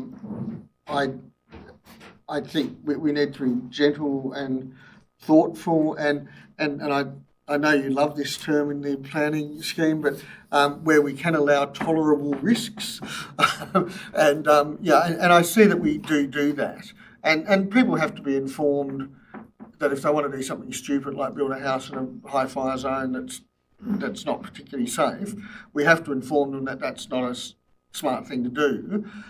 But do we then take the next step and say, well, that's not environmentally acceptable, we won't let you do that, which is where, and that's a fine line. So look, it's as much a political statement as well, but this is certainly through the whole landscape, the LPS, the LUDS process and the LPS, that's been a recurrent theme about how do we modify our land use within existing land tenure rights and stuff. I might just add that obviously it is all those statements are all a policy position. So it's a policy position around developing in flood-prone areas, policy position around those things. So those are next step policy positions in that space. What I would say though is it is a difficult thing, and it's not something even at just a local government level, it's at a state and federal level that those policy decisions need to be made. And we have seen the consequences of some of those previous decisions, poor planning. We've seen people flooded out, we've seen people having to be relocated. So yeah, it's tricky, and I don't envy yourselves and there's other layers of government and having to make that policy decision. It's also difficult when the overlays change, and when the climate is changing, and you explain to people what you might have been able to do 20 years ago in this scenario you can't do now. And as architects, you have exactly the same conversations with people. So yeah, it's complicated, but it's a good policy. I'm glad we're very honest with our community. We're saying this is what our position is, and if you're, Okay. So if everyone's has, go for it. Well, following up from Councillor Jessop's remark that he just made. I personally am not really comfortable with the responsibility description. Councillors are responsible for developing and approving this policy and ensuring it is implemented across the council. Councillors will participate in the review of this policy and formally required to, adopt and improve any revisions of it. Look, I get that, but I actually don't think that we, there's bits of this that I probably wouldn't have necessarily agreed with 100%. And if somebody reads that and then something doesn't go according to how it was, it's going to be, well, you signed it. You said that that's how it has to be. I don't think we are responsible for developing and approving this policy, and I don't think we can ensure that it's implemented across council, because I don't think that we can ensure any of that's implemented across council. But of course, it's a majority thing, so I'm probably just going to get shut up, Debbie. You don't know what you're talking We could about. vote Hang a against it. minute. I have got a response here from the chair. So through you, Mayor, so I'm responding to that. That takes into account the context of your roles and responsibilities as a councillor. So the Act, Section 28, specifically says that you are responsible for the development of the policies. Right, so it's not actually literally. Correct, and ensuring so you do that in the way that this policy has been developed. So so the councillors collectively have worked with staff to develop up the policy. The ensuring implementation that's your responsibility in managing the performance of the Chief Executive Officer, and his job is to manage our performance to make sure that all happens. Excellent, so I just read that literally, But instead of read everything else that's in that isn't literal. we can do things like we can ask the CEO to report to us in a year's time on Well, we what's do. happening and stuff. So, We do. so that's how we fulfil our obligation Okay. to. Thank you for clarifying that, because in my mind it just read totally different to how you've just explained it, All right. which I already knew, by the way, but it does sound like you are blank, blank, blank, blank, blank. But there are still things in the policy that I don't necessarily agree with, but overall I think it is a good policy. Thank you. Yes, Amy. I'm comfortable with the governance and oversight responsibilities we have in relation to this. And just to follow on from Councillor Jessop, I've gone back and just double checked that point 4.7 about council commits to integrating climate change into its regional strategic land use planning, DAs and coastal hazard management functions. And the points under that, just the order of those points, starts with empowering residents and provide them with the tools and support needed for adaptation. So that's, I think that's absolutely vital.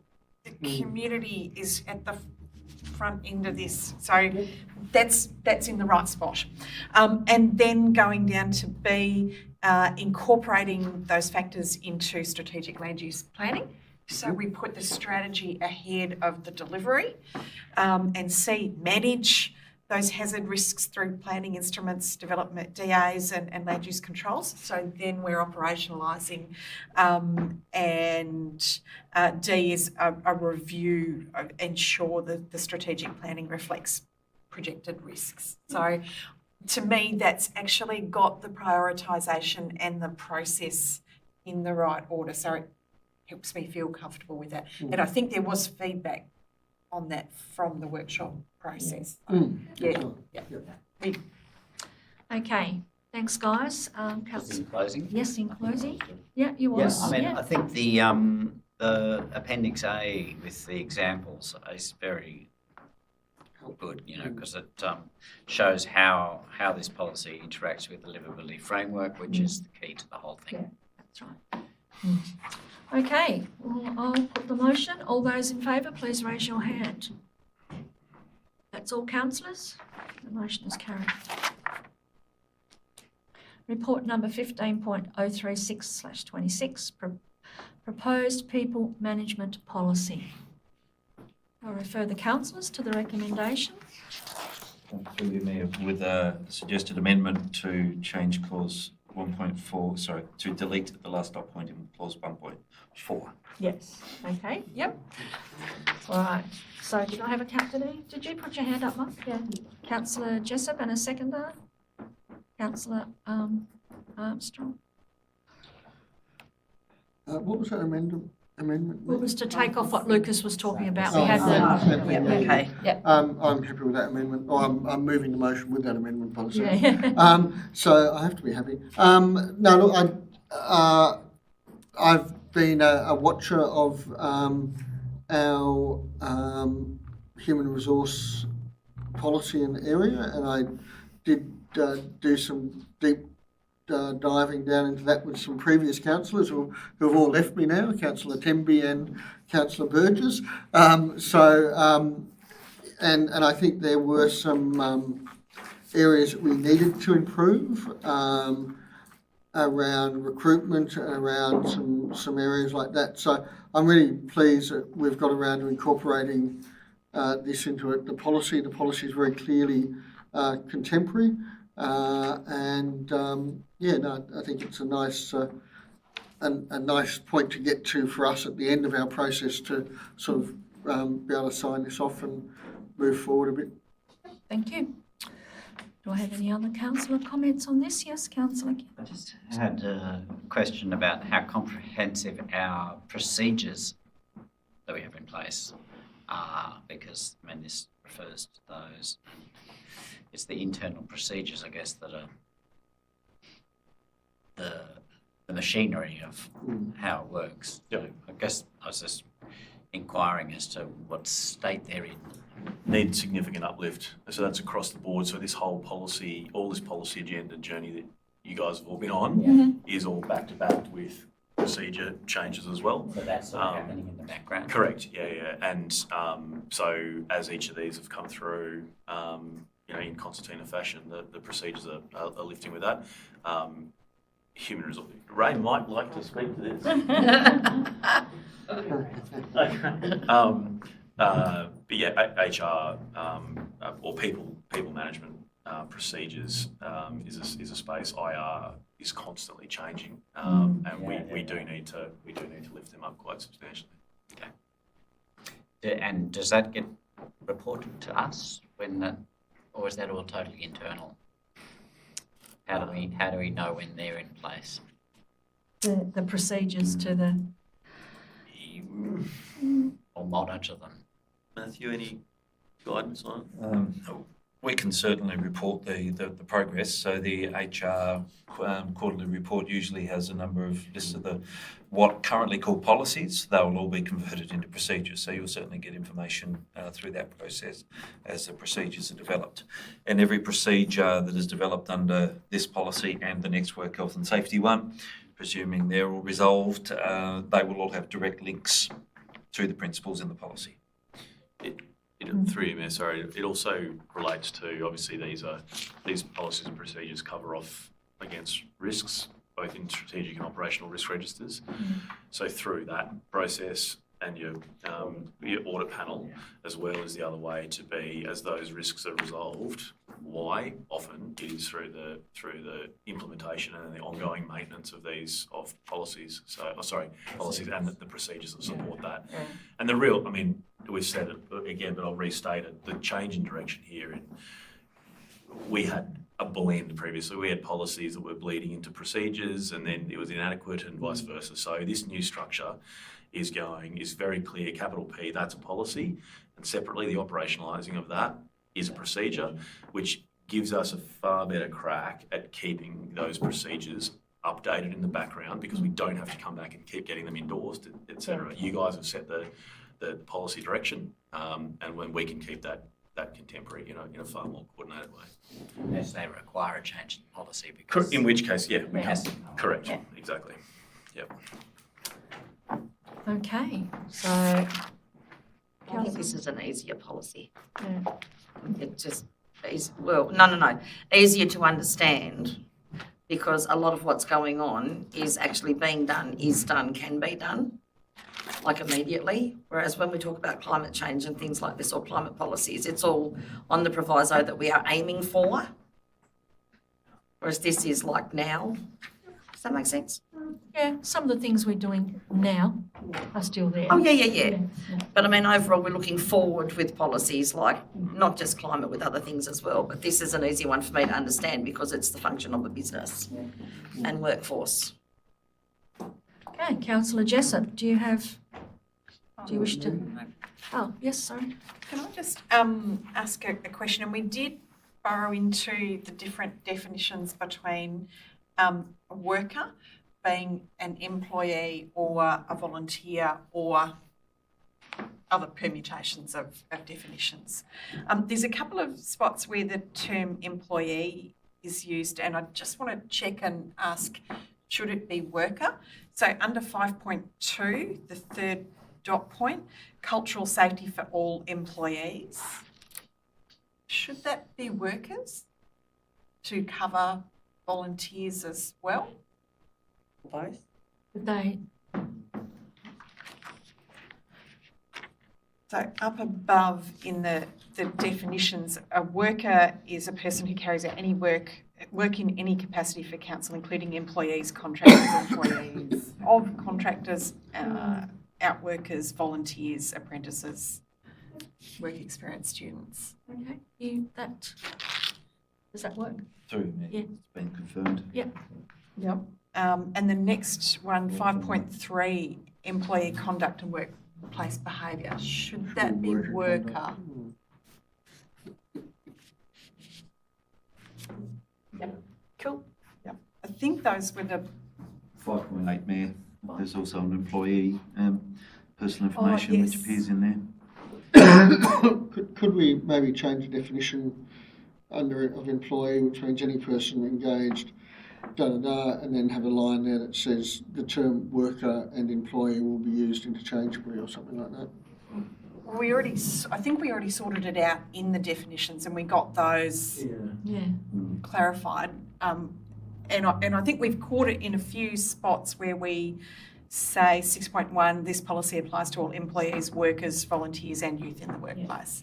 So we've caught it in a few places, but maybe there's a couple of others. And yeah, so the privacy is 5.7 relevant, appropriate screening and police checks of employees. Should that be workers or should that be? Yeah, it should be workers as well. Okay. Because our subcontractors have to have Or volunteers. volunteers. Yeah, contractors would have to go through their checks as well. But yeah, we need to cover the volunteers and work experience, that type of thing. Yeah. So if the mover and seconder were happy for just a double check on. Through you, Mayor, so the proposal would be, we'll just include that as an amendment to change the word employee into worker as it appears in section 5. Yep. Beautiful. As appropriately as it appears. Yeah. Are you happy with? I am, Mayor.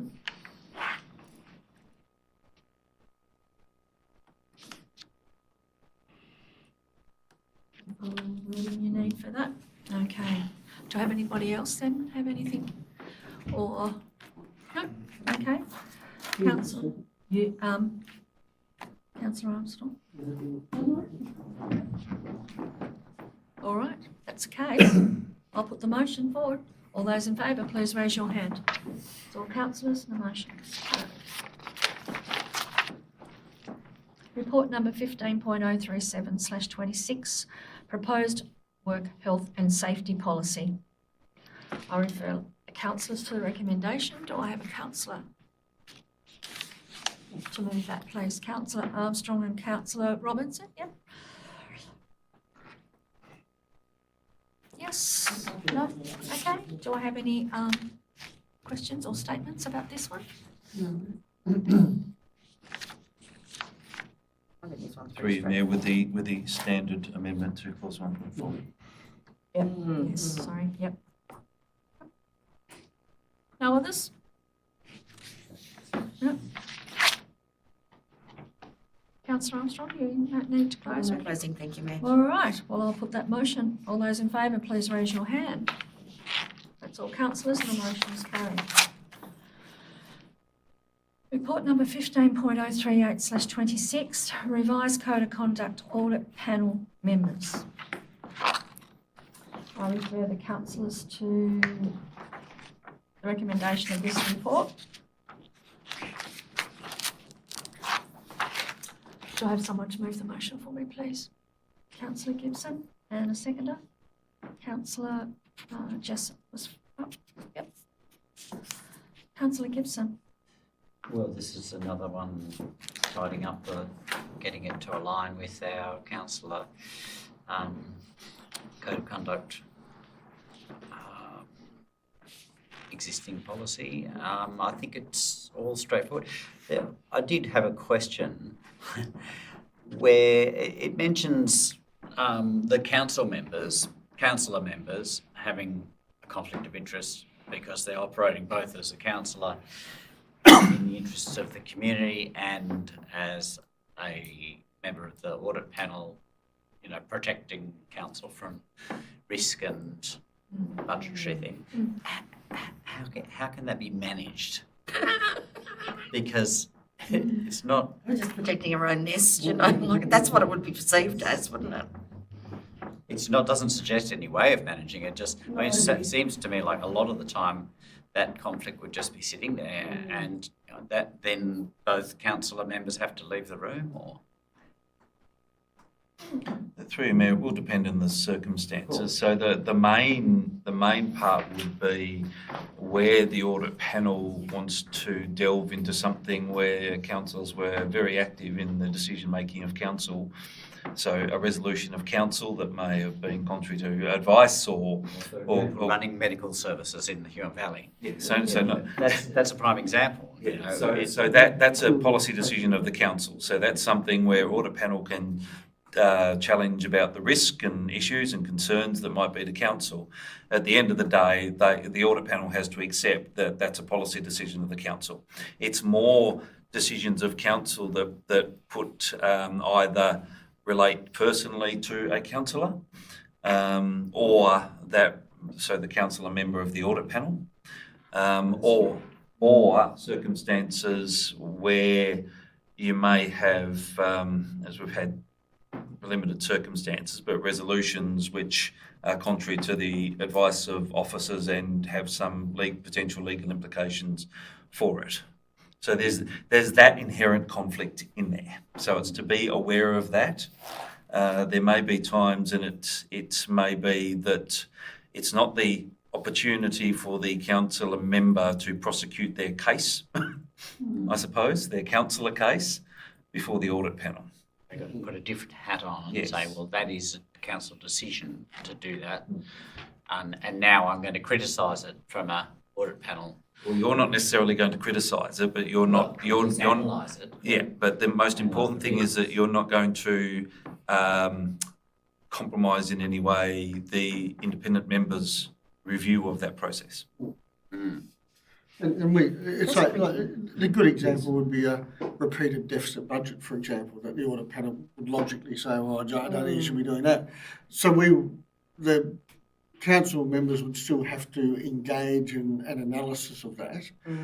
But the reality is they wear two hats because they've just approved it potentially. But we can still sort of analyse it. We can still see the logic of where they're coming from. Yeah. And through you, Mayor, the panel, and there was a discussion with the audit panel yesterday on this thing, the panel accepts that council will make policy decisions that are of high risk, but it is their duty to point that out. Yeah. And understanding where the councillor members of the audit panel is to argue with them saying you're wrong to be pointing that out, this is a essential community service, that's not the discussion at the audit panel. Yes.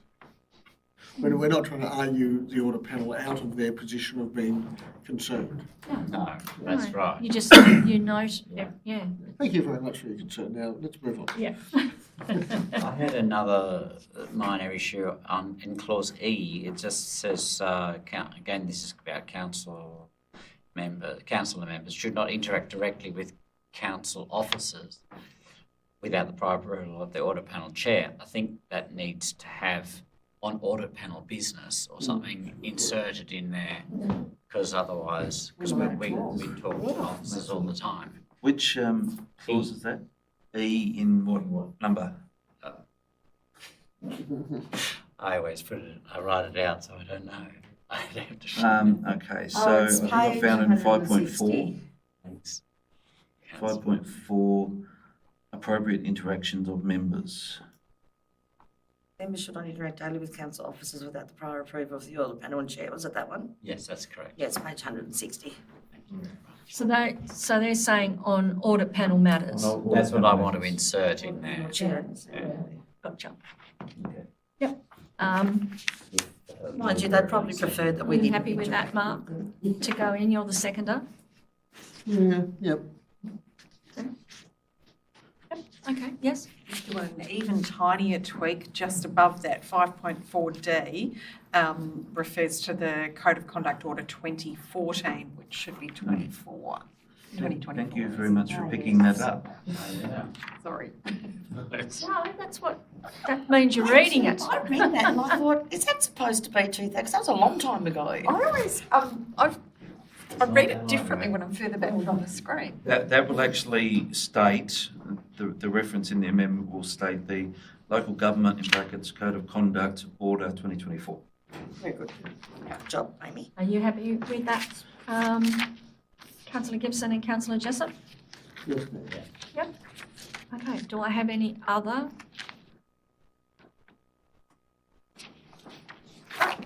There's none? I'll put the motion. All those in favour, please raise your hand. It's all councillors, the motion is carried. Report number 16.012/26, Finance Report, May 2026. I refer the councillors to recommendation. Do I have a councillor move the motion, please? Councillor Jessup and Councillor Gibson. I have no general comments. I will go to a point in a minute, but I'm happy with the report. Okay, is there any other comments here on that? Yep, no, you go, you go. I'll just reiterate from last meeting. We're getting a windfall from public open spaces again. So that's only if we subdivide.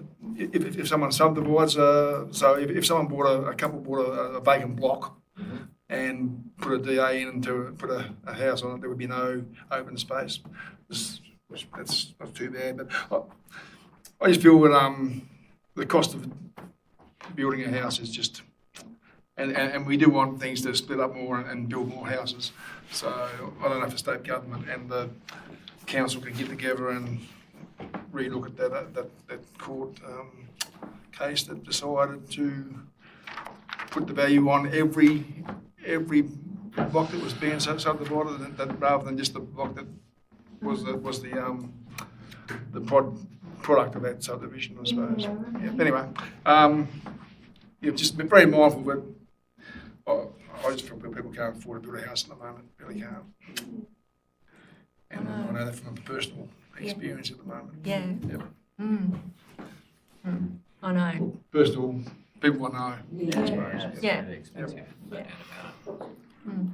I think when we talked about this, we have to impose that, I think, was a conclusion that we came to on both blocks. Yeah, that's right. Yeah. So It's yeah. just advocating that it's making it hard. That's it. Yeah, Yeah. absolutely. Yep.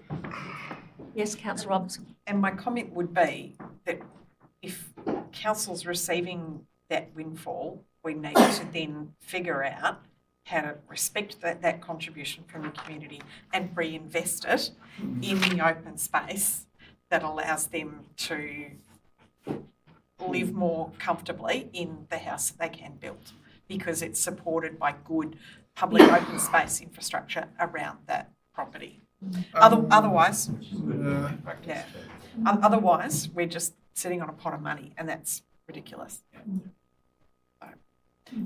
Which was a discussion at Audit Panel yesterday. You were observing at Audit Panel, yeah. So, and it was a good quality conversation, and to ensure that we are providing, like, that money is taken to provide public amenity around subdivisions, and as Councillor Robinson's saying, and the response that we gave yesterday is, well, the strategic planning work that we're doing where these subdivisions are occurring is going to guide the implementation and the delivery of those of better quality public open space, taking into account council's maintenance costs, taking into account stormwater and all the rest of it. So we should have a better quality outcome. But notwithstanding that, it is hard on people that are trying to subdivide, and building costs are alarming.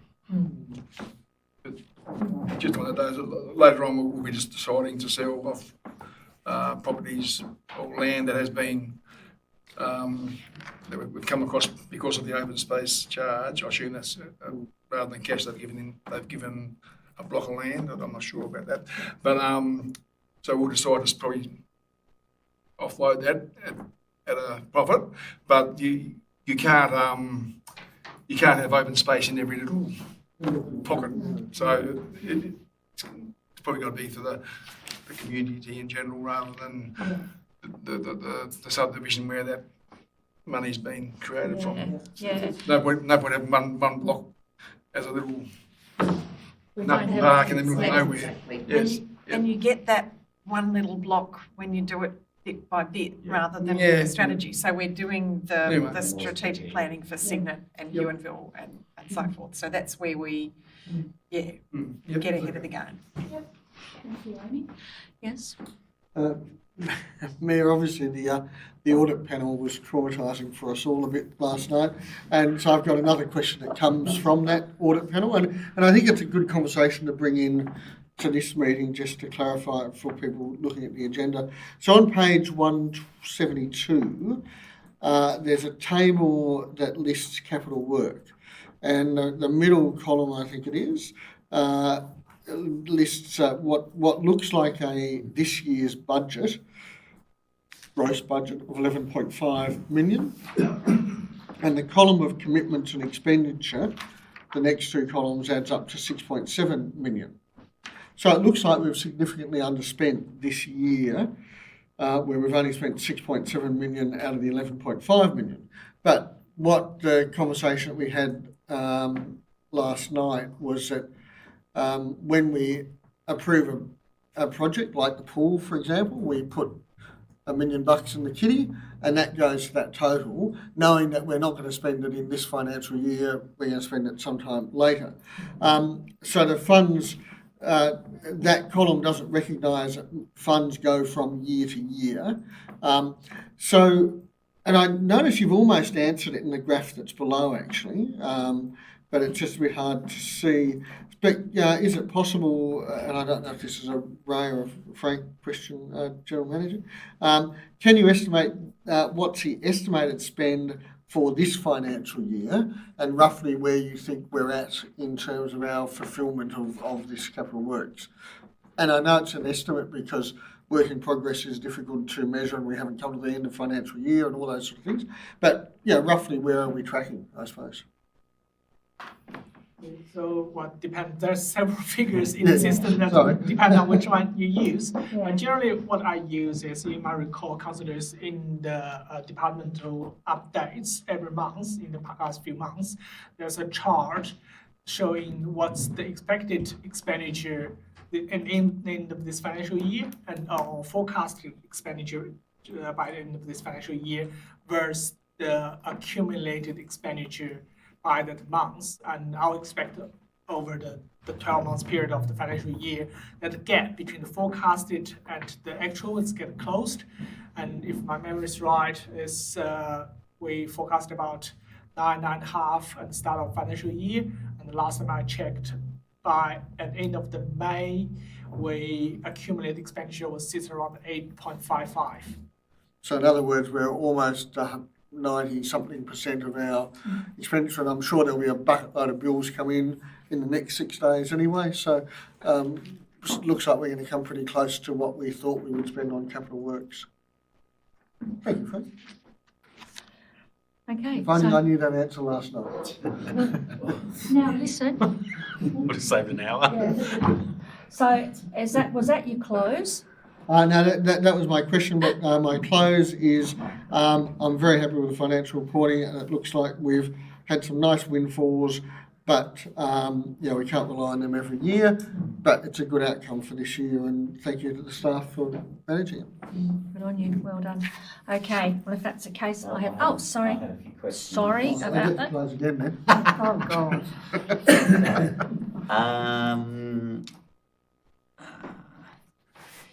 I was a bit unclear about the housing plan, the minus 40,000 housing plan. And whether that funding can be redirected. It's an unspent grant. But I don't remember hearing much about it. Was that for the Dover facility? Sorry, what are you referring to? Well-spent grant. Page. Page 165. 165. Oh, Ray's all over it. Do you know why it's not spent, Ray? No. Well, she was nearly all over it. It's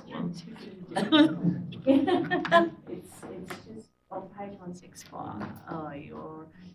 You've got 40 grand you haven't spent. Oh, yeah. Through you, Mayor? I'm on it.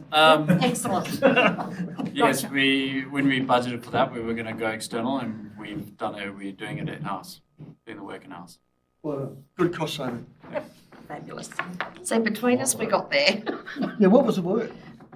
The housing plan, Oh, good Lord. which is coming to council very Yeah. soon. Excellent. We'll look forward to seeing it. All right. That's Another one? That's right. Yeah. Look, this year-to-date actual operating result figure. Is there some way that we can make that more meaningful? Because all the rates come through, and you never really. It's just a pointless figure. There's no point in really putting it in, because you put it in and then you say, well, it doesn't mean anything because. It's not accurate. Well, yes. Well, yeah. Anyway, It's accurate at the time. it doesn't give us a lot to work with, I guess. I'll leave that for you to discuss. Well, that is something that you can talk about at the next, like a workshop around different things. It changes all People the don't know time. unless you tell them that it would be better if it was like this. So they're good discussions to have. And my view ultimately is when we get, we're soon going to be going into caretaker mode. We'll then have a new set of councillors that may or may not include you guys. I'd like to be taking through to that new set of councillors, have a discussion about how we prepare papers, how we present all this information. Just look at, and meanwhile, as you know, we're continuing to march through all our systems, upgrades, whatever else that gives us better report. A lot of that is about better reporting mechanisms. Yeah. So, look, it's all on the table. We're limited in it to a pretty significant degree with some of the systems that we've got at the moment, in how much effort you can put in to tweak those numbers. And there are ones like that where it is just literally a timing thing where the answer may be that we can never make that meaningful. So delete it. So perhaps it's just delete it, but at least we need to have that conversation. So it's not, oh, you're hiding something. It's just that this will never be done. But I'd sort of like to take it as a package around how we present this No, that sounds like a good generally. Yeah. There are two questions in the investment little table. I don't remember what page it is. It seems like a very small amount, $15,000 term deposit for Bendigo, which seems to be earning rather low interest. That was in October 25. That got put in. I just wondered why there was such a small investment there and what. It leftover cash from something else. Maybe it was. Just because most of them are quite, large investments. $1 million here, 500,000 is the sort of smallest other one, and there's funny little. I couldn't tell you the rationale for that. I can take it on notice though and explain it. Maybe it was grant money or something that's just been invested. Hasn't been used. And there was a $4 million investment in an A1 plus thing, but it didn't have any environmental, social and government assessment, I guess. It just didn't have that. It says it's not measured. Measured. Yeah, but again, I'll just need to take it on notice and come back to you on that. Thank you. Got I mean, it's still there, so this is the good bit. It's still there, it's in the bank, it's all good. It's a part of our policy. It's So part of our policy. No, that's cool. Good. Okay. So is that all? Yes? You're right. You've already closed. Okay. I'll put, unless there's no others, I don't want to be rude. Sorry about that, Councillor Jessup. All right. I'll put that motion and everyone ready? raise their hand. That's all councillors. And yes, I'm not. Thank you, Mayor. That's okay. I'm honest. Report number 17.006/26, potential use of council land. Yes. Can I move this with some small amendments, which have Have you been got the wording that you want to put those? Yes. Oh, that's right. Yes, yes, yes. Just before you do, councillor, I was wondering whether we should split this up into the different properties so that councillors can discuss each one on its merits, amend each one on its merits, and vote on each one on its merits. As you bundle them, it makes it very difficult for people to vote separately on various things. So I think everybody's, depending on where they are, where the property is, like we know a lot about Cygnet, but we don't really know about Jeeves, so it'd be nice to sort of, I don't see any reason not to split them up. Just a suggestion. Therefore. That's, That's, all right. Okay, so so you're saying then what would, Will be the same, but we'll just do it item by item. So each Yeah. PID will basically do as a separate motion. That's my suggestion.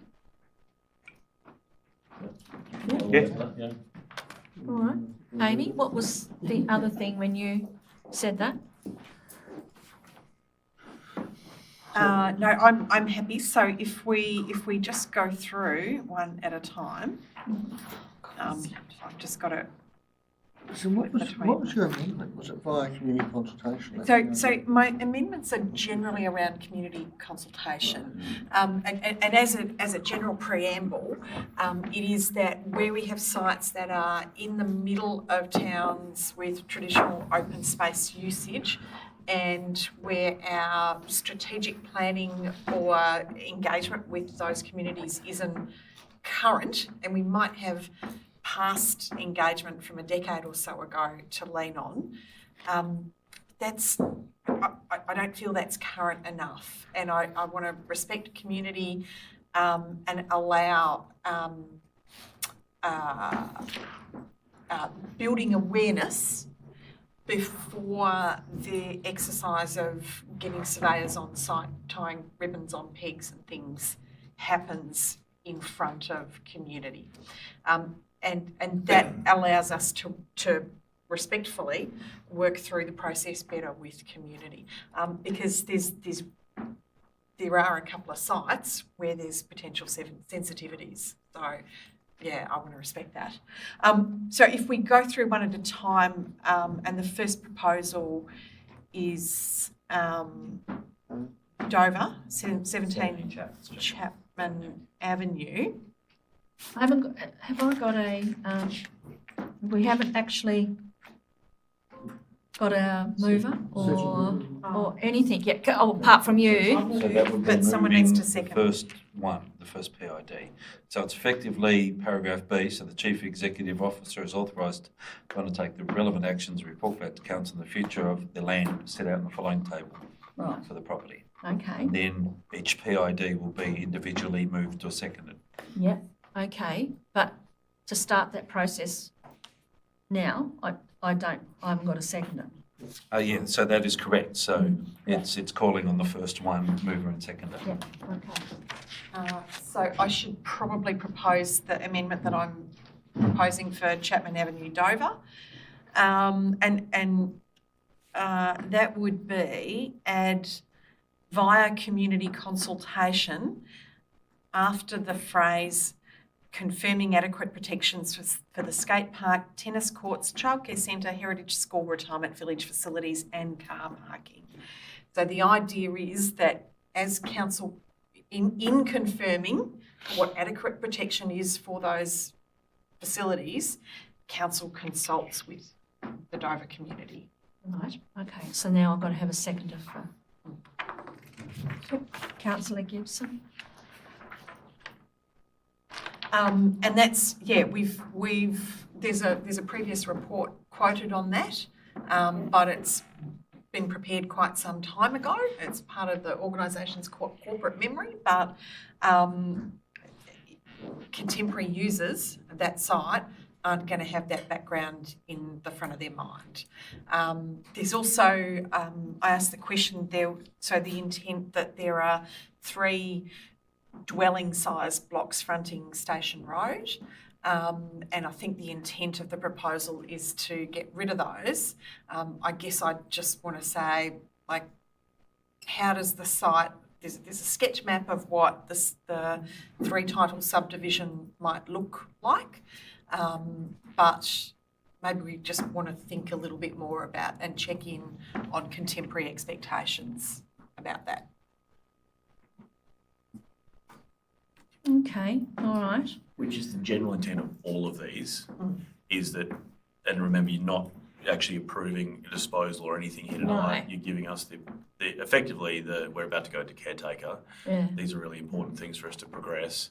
The intent is to progress these with all of them, community engagement. I've actually just noticed a bit of a disconnect between the recommendations as they appear on the council report and the recommendations in the attachments, a couple of them, which do specifically talk about community engagement, because it is actually inherent to the whole process. So there's a bit of a disconnect there, but on all of them, where necessary, community engagement is a fundamental. So specifically what I see you all diving in to look at that one, I'm talking about the next one, which is School Road, Geeveston. Okay, let's stick with Dover. Stick to this one. Yeah. But yes, that's a generalised, like generally how you can split. This is about, we need to do some work to actually design what could possibly be done here and consult with the relevant people. So why do we So need then to separate them? If we're only giving, if it's already in there that we've got consultation?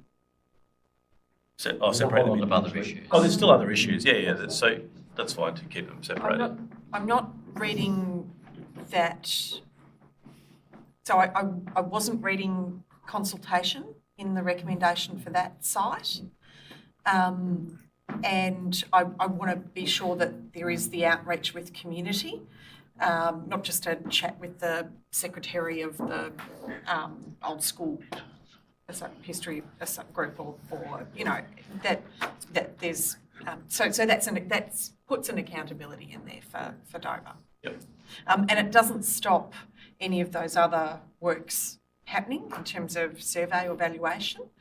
They can still happen through the process, but yeah. So to be clear, putting on that one, because that doesn't have in either of them about the community consult, no problem. It was about what happens with the frontage, the 3 on Station Road, etc. That's all to be designed and to come back when we actually present a proposal to councillors. It may look different to the 3 crude red lines of just generally how we might want to. That's the most simplistic, blocking it up. But once we actually go do the work, it may look different. Okay. Yeah.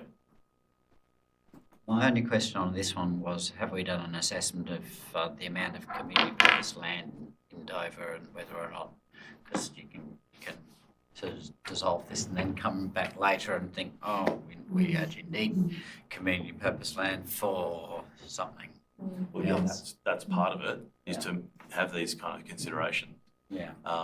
So we understand, because what we've currently got on all of these is underutilised Sure, blocks. I can of see land. that. So it's forcing the point to work out what are we going to do with these things. Yeah. And if the determination is that we actually keep it, or we keep a component of it, because that's the value, this is about doing the work to provide a recommendation to do something with these things that are currently just sitting there costing us money. And we've talked about the cost of building here tonight. We've talked about all sorts of things. Yeah, This is about unlocking land that is right in the middle of townships. It's right in the right spot to sell without having to cost a fortune. Potentially subject to, What it's used for. Yes? Mayor, we're doing 2 structure plans at the moment, and I thought we were going to do a structure plan down in Dover. Is the next cab off the rank? So why are we doing this now and not part of the structure plan? We haven't got a structure plan locked in for Dover yet, Should we have a structure funded, plan? etc. Okay. But that would be our next logical one off the cab off the rank, I thought. Possibly, but it still comes at a cost, and it's a determination that councillors need to make. So then that's a decision for you guys if you want to say, actually, yeah, no, we don't want to do that one or any of these because we want to wait for a structure plan. Well, some are probably logical. Yep, but, sure. But I thought that, I just thought we had talked about the structure plan being needed for Dover. And, yeah, so that's just an observation. Okay, so to move forward then, Amy's got to have a seconder for the first one. is that- I seconded it. Oh, you did that, yep, Can I okay. just say on that as well, regardless, I think that with a piece of public land like it currently is in the middle of Dover, if we then come to do a structure, like we do this work, we come back, we've then got some actual work done that can then feed into a structure plan on what's possible And there. the titles are higgledy-piggledy, they're just a Yeah, mess. correct. So- There's others that I want to look at that are subsequent. These are ones where there's just very sensible cleanup to come back and provide a way to make a decision. If that's great, hold for a structure plan, or that's actually so sensible, let's get on and do it. Then we have those options, and many of these councils of the past have spoken about these things for years. That could be a possible thing. The community looks at them, nothing's happened. I want to get going with it. Yep. Because it aligns with what we're doing just here. talking about, offloading some land. It's just do we want to do it? Yes, we do, and then think about further down the track, don't we? Was there a pool there? Yeah, there So was. are we actually approving the subdivision, undertaking a subdivision of the land? No. Says here that we are action. Second dot point.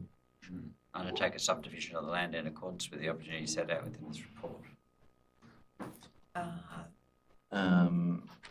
That is in the, That's a recommendation in page 186.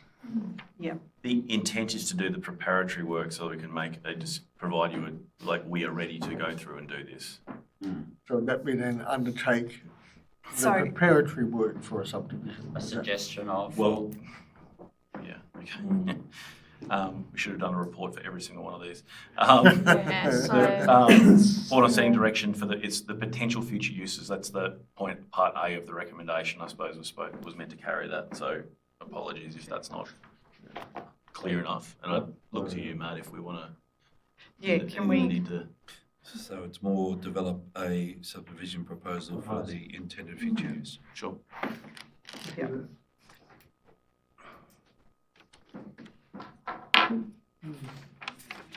Evaluation sensible, yeah.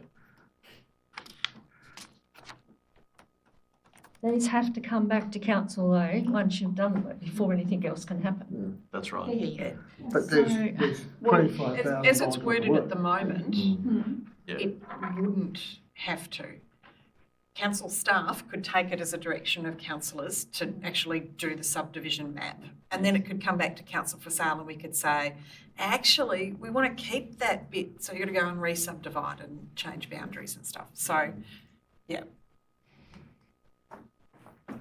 Okay, well, Is it sort of like part A, we're happy, first dot point, but then is it to sort of develop a subdivision plan for the land and just leave it at that? Because the third point is talking about facilitating residential development.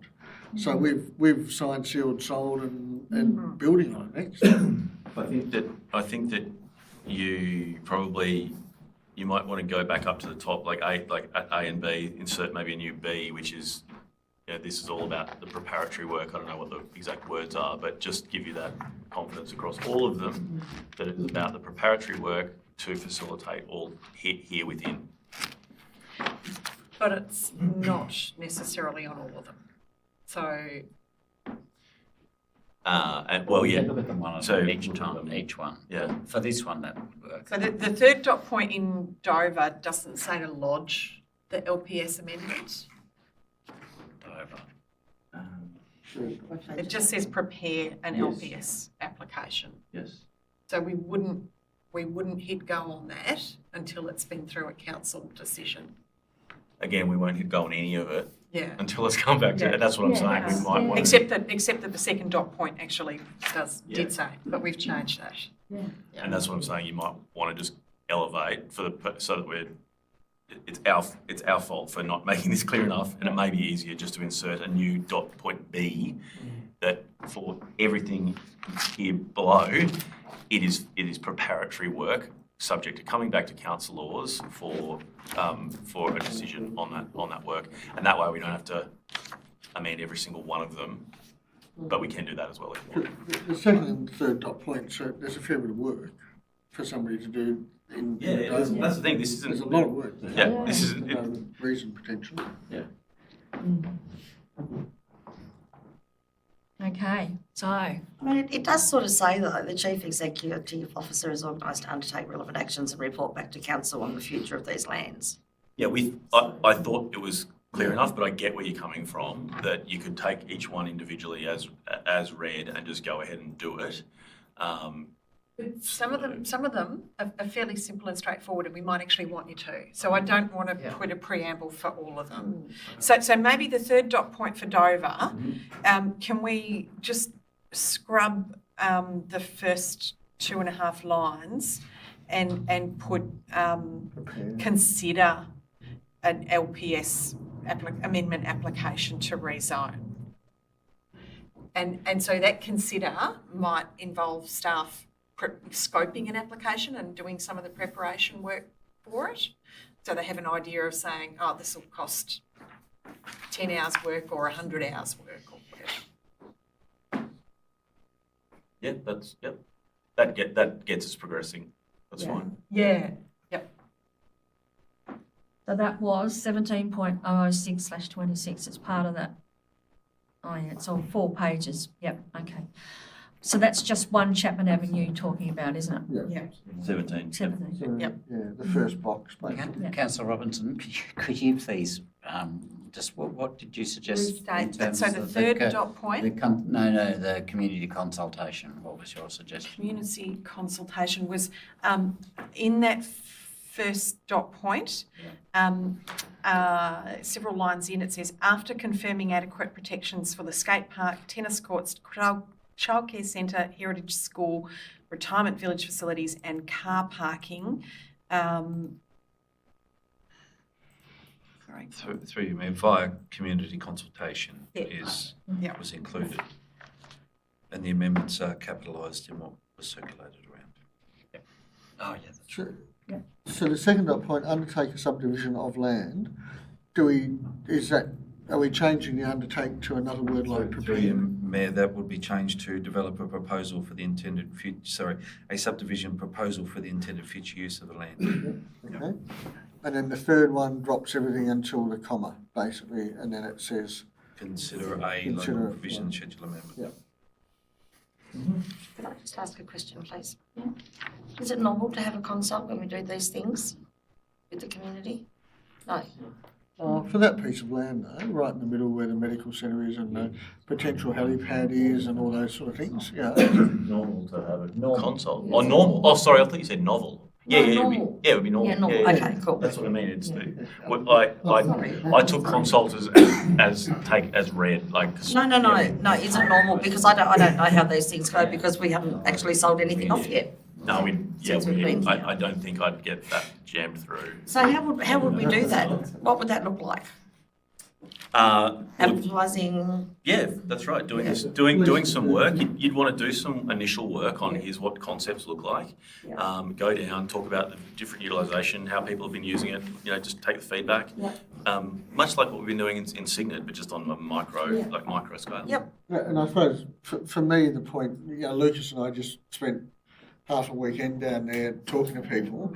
And Driving on it. this piece of land was one of the pieces of land that people were talking about, what Yep. their aim was and stuff like that. What probably more importantly, what's been promised previously. And I think we need to pull back on some of those, politicians throwing a bouquet of dollars that aren't enough to do a third of the work. Well, we've sort of said that over the last couple of elections that we haven't done a Yeah, lot we've of been that. a lot better at saying no thanks, yeah. Well, they'll do it regardless of whether they tell us or not, but Well, so fundamentally, a consult on these type of things is having an honest conversation about what is going to happen there.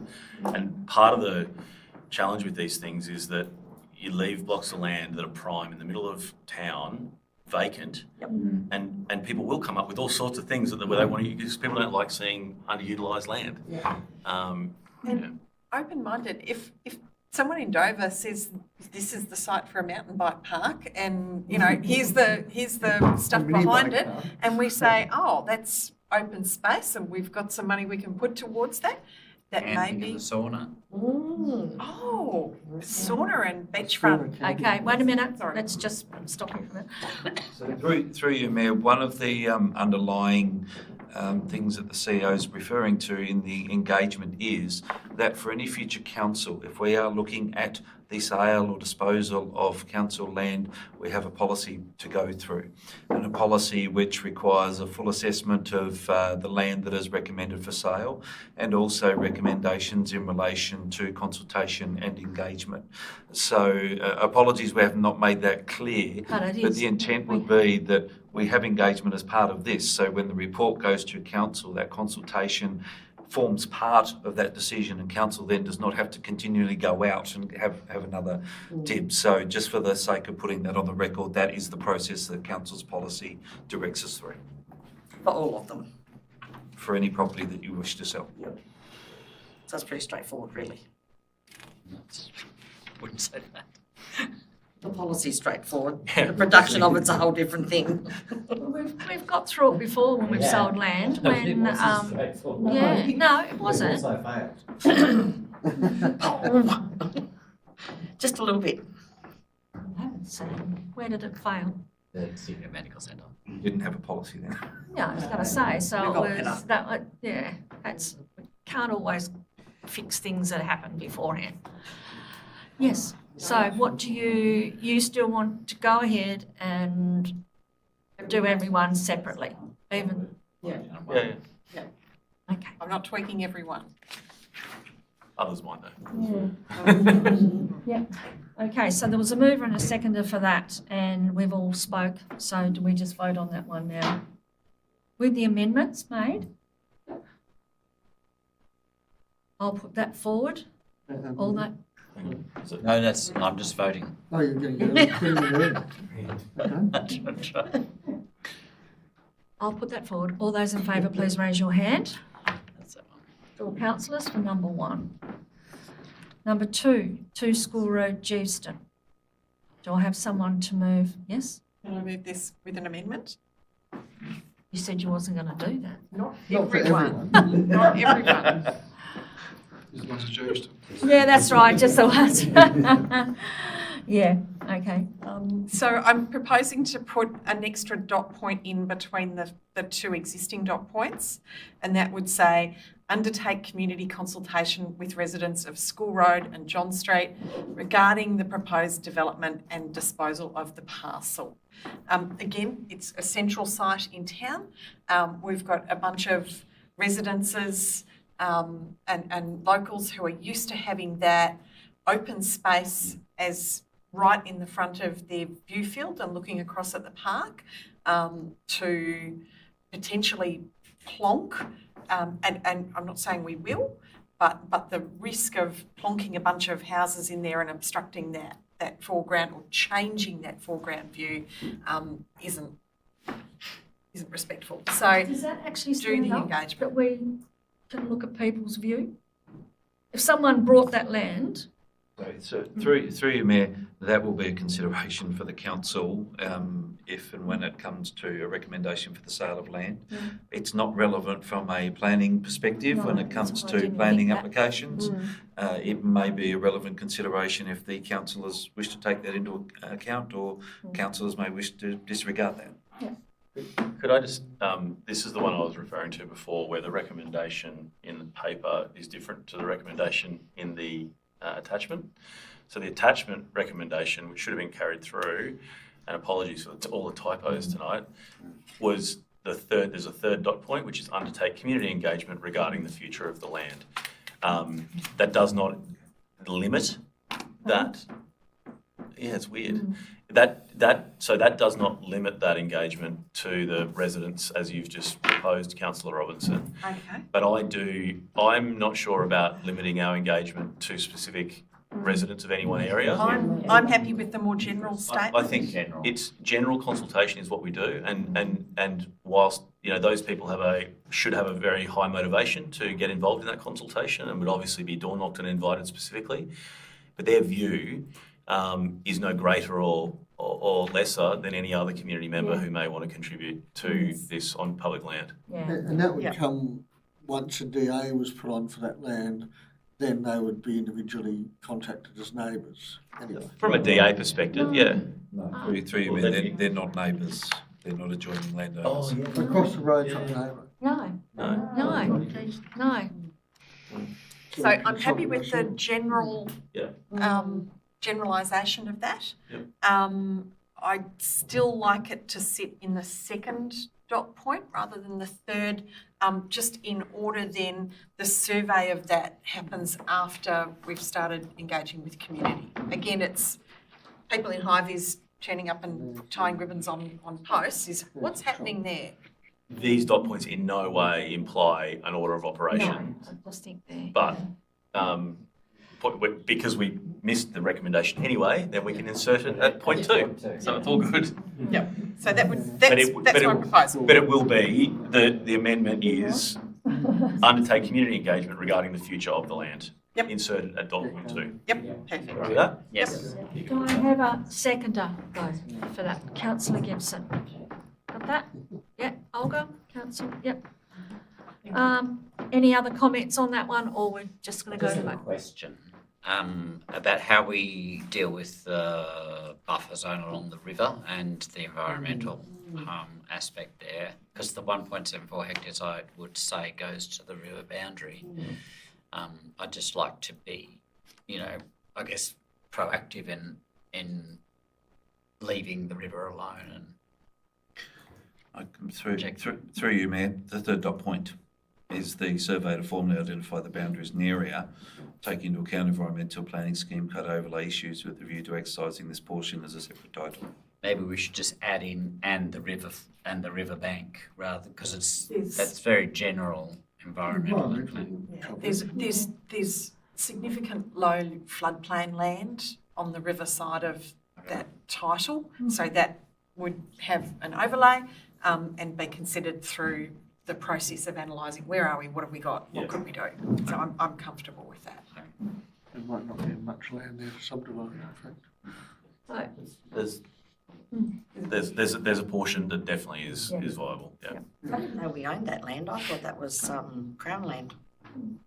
So, no other ones on this one? So, okay, all right, I'll put that motion. On 2 School Road, Euston, that's all, and the motion is carried. 3 Silver Hill Road, Cygnet. Yes, Councillor Mozak and Councillor Gibson. Yeah, that's it. Yes. Check. Thank you, Mayor. I think that probably is one of the easier ones in the bunch of properties that we're looking at. It was a public space contribution in the past or in a previously approved subdivision which never was used as public open space. We don't want public open spaces in the interest of, consolidating our assets and not having all those pocket parks around our municipal area. So this makes perfect sense to just evaluate how much it's worth and if we can get it back onto the housing market after rezoning. Yes. I do have a question, contrary to Councillor Morrissey. This is quite a big area of new housing with a lot of young families and is quite a long way, about 1 kilometre down to Lungana and 2 kilometres to Burton's. And I'm just thinking maybe there is a case for a pocket park, and I don't know really. I mean, I do agree that you just don't want random pocket parks, but for little kids in the area, a small playground, where kids can play might be worth considering. And I don't know what the best practice is, I guess, but maybe we should just look at the best practice for planning in a big suburban area like that, and look at whether or not that is a valid use. Yes. Thank you, through you, Mayor. I thought exactly the same. When it's more than a kilometre, because I've walked it a few times, but yes, so it is a fair, but we've connected down Dancers Road with that nice walkway where the bridge used to be when we shut the road off. We, not us, but and my thing is also, because you know how I always have a thing, why do we take space as open land and then not use it as open land and sell it off? Like, so what's the point of taking space as open land? Because we had all this open land in Cygnet, which has now been rezoned to residential and pushed for development. And I thought that we were trying to have little pocket parks and inclusivity, because there are a lot of families in that subdivision, and the new buildings up the road and Devereux Court and, you know, on and on. It just bamboozles me that we have all this legislation that says we need open land, and then we get open land, now we want to sell it off. Did I miss something in translation of all of that? I probably have, haven't I? So through you, Mayor, it was discussed earlier in the sense of council has not had a strategy in relation to public open space. Right. So a public open space has been taken in a very, very ad hoc manner. Right. In some cases, depending on the people at the time who are making the decisions. Right. Quite often, councils receive public open space because it was the worst land and couldn't be sold for residential purposes. Yeah. This one was actually one that It was was. a good land. We were offered the land across the creek, which was unusable by anybody. So a conscious decision was made by somebody to acquire a bit of land in that spot. But again, there's lack of strategy, lack of asset planning, a lack of support in relation to developing that land. Right. Because it's quite a large block too. Yes. I mean, I think at some point there is a case, I mean, there's some successful pocket parks in cities around the world that are just really work well. So I think there is a case, I think we should consider it. So I'd just like, before jumping into just saying we get rid of pocket parks everywhere, I think this one, I mean, compared to the one we've got down on the roundabout at Cygnet, which nobody's going to use because there's not really housing there, this could be a good one. And we're not saying we're getting rid of pocket parks everywhere. No. We're saying we sort this one out. And I think that there's a difference between a pocket park in a city and a pocket park in Cygnet, where we have blocks with backyards. True. We're talking about a connected via a bridge that's been put in at significant public expense that connects through to the school. Yes, it's a walk, it's a kilometre, but it's not comparable to the application of pocket parks in cities.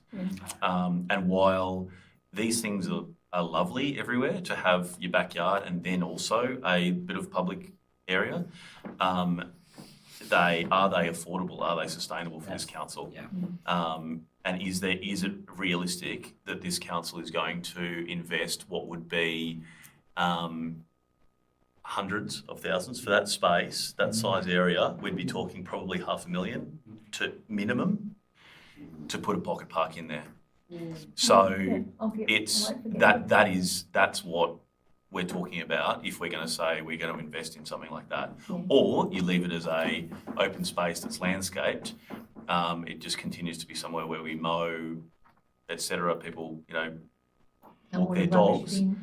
But again, we've got large backyards for that. So it's just a matter of are we realistically going to invest in this thing, or are we going to wait and see, consider, would a pocket park be nice? And you'll always get people that say, yes, it will be, but can we afford that?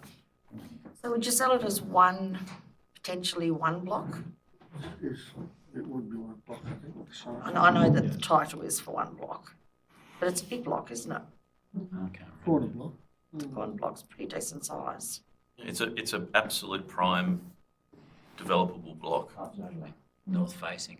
Through you, Mayor, just to add to what the CEO was saying, is also just mindful that Old School Farm, if you look at the plan for that, the proposed plan for that also includes a component of open space.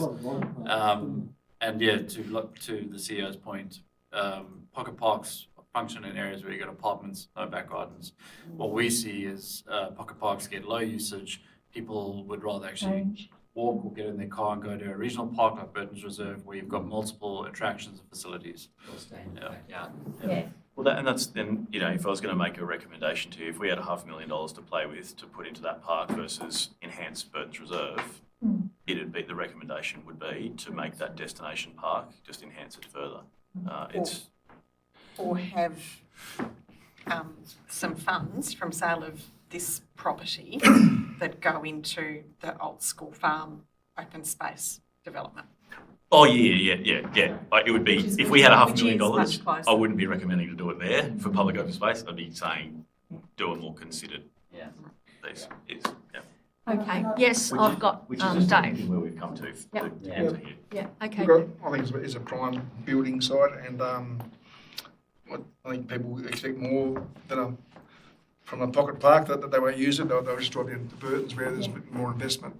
And in our future planning for Signet, we've sort of, or you can walk to the recreation oval or the school oval, and we have views of having a walkway all the way down for the rivulet. So I just, like you said, I'd rather just put $500,000 into the recreation side, the oval Signet. Of course you would, Dave. I wouldn't expect you not to say it, Dave. We should have a mini oval actually. So that $500,000, is that? There's no $500,000. Is that an accurate pluck? Is that an accurate pluck for a pocket park of that size, or is that just a pluck? Is that you generally putting your reputation saying it would cost $500,000? If you wanted to get, like, look at the cost. I was trying to think of the other two that we just did recently. We've just replaced I think it was at Jeeveston, a single little digger apparatus in a sandpit, $30,000. Yeah. It was 80,000 for the swing at Craddock. So Went, what? these things, so you start with the landscaping, you start with the soft fall, you then Fred's in his hands at the moment. He's got more money to spend. in a location like that, you're going to be fencing it. Yep. $500,000 is It's not a probably big one. conservative. Yeah. So I think if you went to that community and said, do you want a $500,000 park, or do you want something twice? Well, do you want rates less, or do you want something better as a central amenity? I reckon they'd go for the central amenity, because I suspect all of those people in that subdivision would probably drive more than walk, and they can walk down through there's a nice walking track into town and stuff. So, yeah. I'm convinced. It's a good, like, Let's move on. the conversation, the challenge is absolutely appropriate, but yeah, that's just where we're coming from. Just need Councillor Moses, you pass that one. I appreciate Councillor Gibson's concerns, but I think the arguments in this context really speak for, enough public open space being available in other spaces, and young families are agile and good on their feet. So take your pram stroll down to Burton's and let's turn this into housing. Right, so we go back to the motion, and you move that, so you're happy with every, yep, all right. Okay, all right. I put that forward. All those in favour? It's all hands. Over. Four. Can you confirm who seconded that? Councillor Gibson. Thank you. No money for Dave, just confirming. The magical money, leprechaun money. Yep, no money. See what I can do before I leave. Attachment 4 Kent Street, Jeeveston. 58 Kent Street? No, 58. 58 Kent Street. Attachment 4. Oh, I've only got Kent Street. Yeah, sorry, it's attachment 4, Kent. Oh, Yeah. Well, I've just got Kent Street. 58 Kent Street, Jeeveston. Yeah, okay. All right. Councillor Jessup is moving that one. All right. Councillor Jessup and Councillor O'Neill. I move it with an amendment, which is undertake community consultation into ... Because I think that is a known piece of community land, and I think just to move a motion to subdivide it is probably disrespectful to members of the community, sorry, Mayor, who look at it. But honestly, yeah, Sorry, through you, Mayor, just to clarify this particular bit of property, it was originally one whole title, which included the Memorial Drive Yep. Road Reservation. So at the moment now, it is one title with split by Memorial Road Reservation. Yes, I see that. So, question is there a benefit of what would come out of community engagement in relation to keep that retained in a single title? That's not what the recommendation says. It says undertake a subdivision of land to create lots to allow future development to occur, investigate opportunities for the use of the northern lot for housing purposes, obtain valuation. So are you basically just saying split it in 2 lots, keep the road to the middle, and then investigate opportunities? So does investigate mean consult with the community, and are we looking at then not doing anything with the southern lot that's swamp prone anyway and floods all the time? So through you, Mayor, going to the attachment. So the opportunity to subdivide the land to create 2 titles as per the land strategy recommendation. There's a plan there which effectively shows lot 1 and lot 2. Yep. Northern title could then be considered for use as housing, and the southern title could be considered to be sold. Again, that's a future consideration.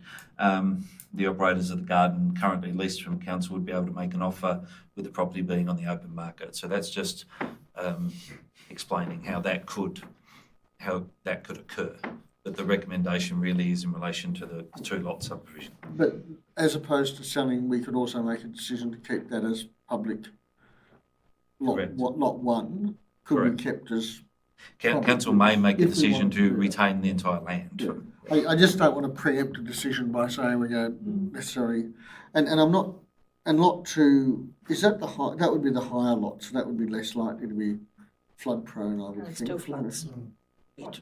The swimming pool flooded, but I think your other question on investigate opportunities, does that include consultation? Yes, it does. And why we're being specific around housing, if it's not going to be left as public as just the current bushland that it is, we want to be specific in going to and looking at it for that purpose of developing housing and having a conversation with the community about that specifically, because there's not another alternative other than leave it alone as it is. Well, there's alternatives like community gardens and stuff like that. they just don't seem to. But we would take it forward as the proposal is, if we would like to turn this into housing. Yeah. That doesn't stop the community saying, hang on, no, we disagree, we'd like it to be a community garden, we'd like it to be XYZ other thing. Yeah. But it's being direct. I want to be able to go with here is something that we would like to do to develop the site. And housing is the one that everyone is saying we need We need housing. more of. we need affordable housing in our town centres. Yes, Amy. I didn't propose an amendment to this to include consultation, gold star. But the reason for that was because, but the reason for that was because this isn't a proposal to take it to sale, and the natural division of the site, either side of that centre road, to me is not a substantial change or modification to the potential utility of each bit of ground. So I don't think we're actually doing much here. No, that's what we've been sort of So saying. I'm from the comfortable start. with that little that we're proposing to do, which is essentially just separate it. Now, if we are saying that investigate opportunities for the use of the northern lot should include consultation, then we should be explicit with that. And I'm happy to just include that in that second dot point. So we do say investigate opportunities for the use of the northern lot for housing purposes. It's silent on the southern lot, in actual fact. This is a motion. I don't care what's written in the paper. I care more about what's written in the motion. Yeah, and I can say on that, the fourth dot point that's been cut off, what's actually happened here is every single table, so when this has been put into the table, extracted out faithfully, the table in the editing, it's cut off, it's come up and cut every single one of the last recommendations off. Last one is report back to the next council on the future of the land. So that's not silent on lot 2. That is, we've done the investigation. Here's what the recommendation is. And that's contained in the actual motion itself. So the motion is to Correct. preparatory work for undertake the relevant actions and report back to council. So that is fundamental to the resolution. Go back in. That is in the resolution. So the Chief Executive Officer is authorised to undertake the relevant actions and report back to council on the future of these lands as set out in the following table in respect of the property. So do we put in something here when we're talking about the northern lot, but do we, do we want to go to the southern lot and talk about engaging with the community about the future use? Because if we're going to deal with one lot, we might as well deal with it all. And why don't we just change dot point 2 to consult on opportunities for the lots? Yep. Yeah. Should we just make that a standard thing across all of them? Yes. And the only other question is, if you're subdividing, should you actually consult first so that, because you may want that northern lot to be in a couple of different lots. I don't know how big the land is, but it seems like it's quite a big bit of land. And I assume it's within the town boundary. I'm not sure if it is or not. Yeah, it is. Yeah, it is. So we're just sort of talking residential. But it's also heavily treed up one end of it, so I don't know what trees grow. Well, that's investigating the potential, though, isn't it? But what say the potential comes in that there should be 2 lots there? Then you've gone and done a subdivision down to 2, and it really should have been 3. So I'm just suggesting the investigation prior to the subdivision. But that I'll leave that to you can sort that out. So, okay, what have we got, Matthew? What changes have they got? We've added. So, Mayor, first dot point at the moment is the same. Second dot point is consult on opportunities for the use of the lots, and third one's obtain evaluation for future consideration of the council. So I think Paul was suggesting that we do the second dot point first, and then the first dot point flows from that consultation. And we haven't specified 2 lots in this case. We've just said to create lots that allow future development to occur. So it's pretty open-ended. Oh, you're all glad you popped this on the agenda tonight. I'm sorry for, I didn't give enough. To be honest, with that southern lot, the whole strip along the road is potentially subdividable as well. Potentially. So there's, so If it's high enough. well, Through your mayor, it's not. Yes. that's the reason the change actually was made from 2 subdivided to 2 lots to lots without specifying the number after reviewing the location. Because sports mentioned that side is subject to severe flooding and up to like H5 the lower side. But as Councillor Jessup mentioned, that strip of land fronting Kent Street is flood free. So there's a potential, depends on how big the individual lots can be. So that's why we need investigation in that instance. Yep. Let's investigate. Build a stilt house. Yeah, but who Build a Queensland. put that motion? Yeah. Is there Okay. anything else to say to that one? No. Happy with the seconder, happy with the change, whatever we have to do? Can't remember. That's right, Neil. That's right, Neil. You happy? And the changes were community consultation, that dot point going back in, was it, or was that covered? Consult on opportunities for the use of the lots. Okay. All right.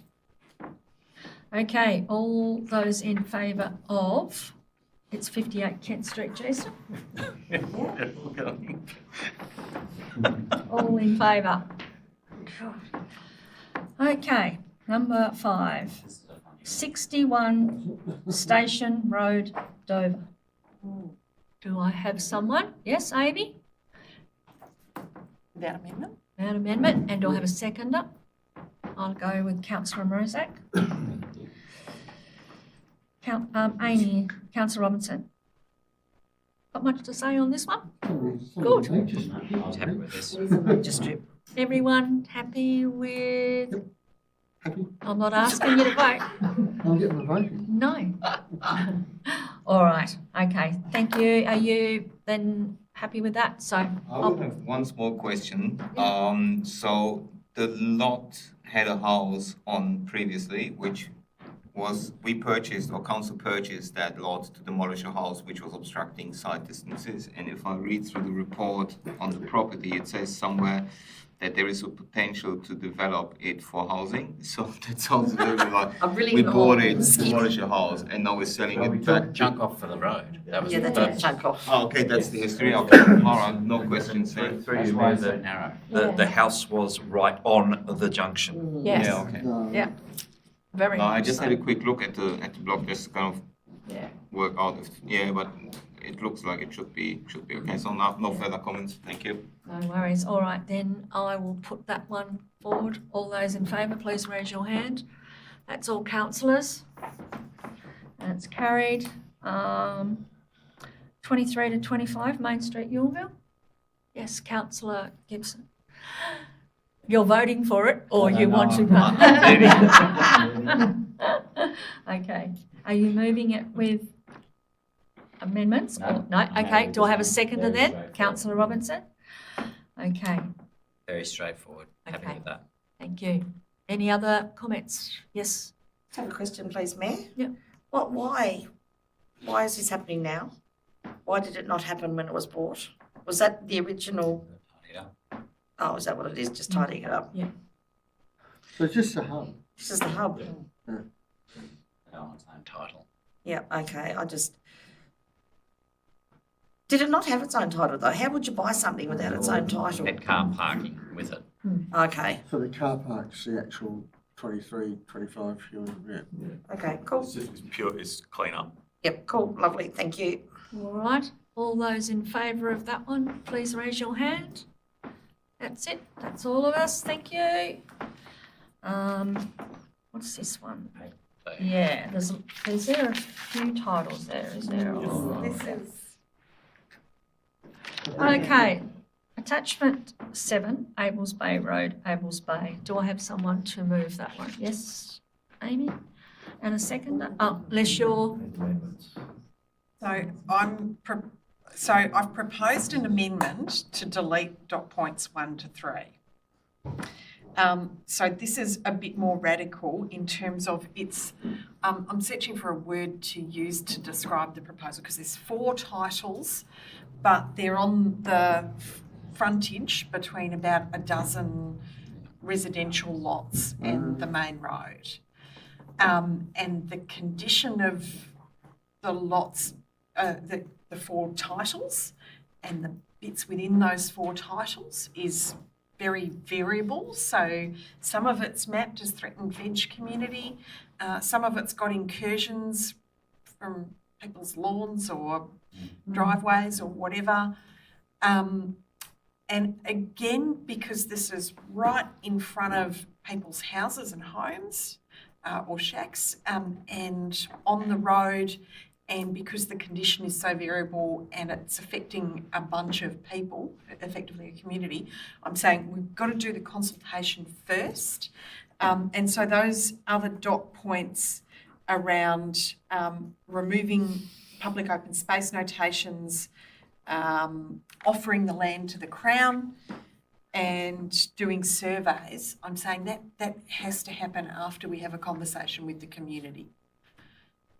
Again, these aren't in order of operation.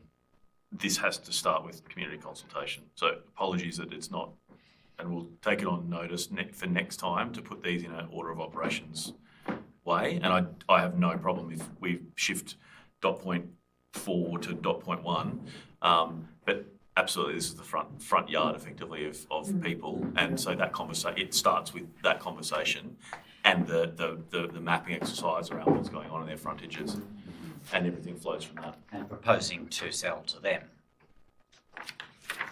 Yeah. That's the bringing them along. So here's what the options are. Here's how you're currently using the site, and just have an informed conversation with them about this. It's not going to be a very competitive sale process.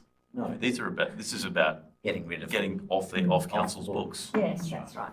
Yes, yes, councillor. Thank you, Mayor. So for instance, if we did market the blocks to the people that are currently kind of using them anyway, would we consider selling them at a reasonable price? That's what. Maximise it. But the other potential problem with that is that the motion's proposing a restrictive covenant to be registered on each of those titles. Because it's Because it's so close to. So then we're offering them to the neighbouring landowner with a burden. Yes, I know. With, And that was where I was going and with that. that's why the conversation there is actually, it's a really difficult one, and it's actually a conversation that responds to our new climate change policy and puts that in all our practice, because the conversation is about residential safety in a bushfire-prone environment and having trees and threatened native veg community that you can't touch, you can't mow, you can't pick up sticks from potentially. There's a real potential clash of values there, and saying we're going to propose a restrictive covenant is putting that cart before the horse of respectfully having the conversation and exploring what values are there. But the other thing too is, what if they don't have the financial To amend them, to actually buy it? I think we should just give it back to the Crown. The Crown may not accept it. They gave it to us. Yeah, I know, but can we just give them something back for that? I mean, it's useless land in regard to what people can do with it. It's a silly thing to ask people to buy something they can't use. Or that they're using already. Or that they're using already for nothing. But it's also close to the river, and it's a natural habitat for things, and it's got lovely trees on it, and it's nice. You know, it's nice. You can walk through it. There are little tracks all the way through there, and it's a beautiful walk. And I sort of think of all the places that we could be getting rid of, there's not a lot of advantage, probably, to getting rid of that. Can't build on it, can they? Not a lot of advantage to who and getting rid of it, to us. Well, no, there's advantage to us getting rid of it, but there's not a lot of advantage for others to be buying it, you know? Well, yeah, I mean, except that they're currently using it. Yeah, I know. And at what it's worth, because it's not marketable to really anyone else. So. Well, you can try. So it'd just be It does value add just their be land block value. of land. Yeah, it does. It definitely adds value to their block. But it would be like buying a road reserve from the Crown. Yeah, yeah. They'd work it out and be six grand each or something. Yeah. It's not going to be. I mean, you can sort of try. So, We could sell it to people for tiny houses all around. Yeah, we could. Park their tiny houses on In Cupnock. that would go down well. Let's reasonably get back to this Caravan number. park, make a beautiful please. caravan park Right. on the river. All right, okay. Amy, have you got anything else? Have you got what Amy wanted to do there? Moving dot Through you, point. Mayor, it's the last dot point only. Okay. So that's been my proposal. Oh, you If want to that, get I'd like it. I'd like that last point shifted up to the top of the motion. And then, so can we do removing the open space notation? I think that's probably fairly low risk. Yep. The offer to the Crown kind of works because it's reversionary. If we don't want it, we have to offer it to them. But I'd kind of also like to potentially enter that discussion with hey, we really think you should take these bits. And again, if that happens after the consultation, we have a better idea of which bits we think the Crown should take. Do you think that being nice to Crown's going to make them take the No, land? no, we might have to suffer something else in a swap or something. Well, you want to But there barter might be with the something- Crown. I don't know. It's a really Yeah. tricky because they already gave it not to us. gonna So want it back. Yeah, not that, yeah. Okay. I noticed that the road is road type unknown. So, and I've seen that on a title that's cost me $800 to work out that the state does own it. So I'm assuming that means it's a state road not gazetted, but it would be owned by the Crown or would it be owned by council? Abels Bay Road. Yeah. Through Council, you, isn't it? Mayor, it's Crown Road Reservation that council maintains the But road it's on still there. a Crown road. It's Abels Bay Road is a council road, Pretty good road. council maintained Owned. road. But owned by the Crown, but maintained by The land is owned by the Yeah. Crown, but So given effectively these- under our control because we maintain the road. Because giving these blocks back to the Crown then is not illogical because it would just amend that Give to them their to the title, road. but give them to their own. I was thinking if it was our road and then the Crown's, that would get really complicated. But no, thank you, that's answered that. Could they be adhered back to the road? Well, you'd think so, wouldn't it? That'd be too logical. Very simple. Through you, Mayor, it's probably not worth doing if they would just remain as a reserve. Oh, yeah. But that wouldn't be our reserve. Well, what The do- Crown yeah. owned it. In a perfect world, it would just lovely to leave them all. Sorry, through you, Mayor, just for the history of this, through the subdivision process, we've talked a lot about public open space. So where land is set aside as public open space, that is transferred to the council. There was also a provision for land to be set aside as reserve under the subdivision provisions of the Local Government Building Miscellaneous Provisions Act. In those circumstances, that land is transferred to the Crown. So this is what has happened there. It's gone to the Crown. The Crown have come back to us and said, hey, are you really interested in this? And we said And we yes. didn't say no. We didn't say no, but at the time, as I say, the strategy that we didn't have, and it was considered in the context of there is a bit of an open space possibility of a strip around there, as well as the potential for future road widening. But if you look at it now in the light of what we know, Environmental stuff, yeah. hence you have a recommendation before you. Could we do, like, I mean, some of these owners may well want to buy the bit of land and some may not. Can we do it on basically an ad hoc, you know? If somebody wants to buy it, they can. If they don't, we just leave it alone. Is it costing us anything to leave it there? Again, we'll have that consultation with the community. Yeah. We'll see what they think. We'll see where the Crown's at, Yeah. and that would be the package of information that comes back to councillors. We to don't, say, what I'm asking is that we don't necessarily have to be consistent along the whole thing. It could be different areas, could be, and how much cost is there in all of the re-subdividing? I don't think we have to be consistent in how we apply it, do we? Through you, Mayor, that's the classic public service word of value proposition.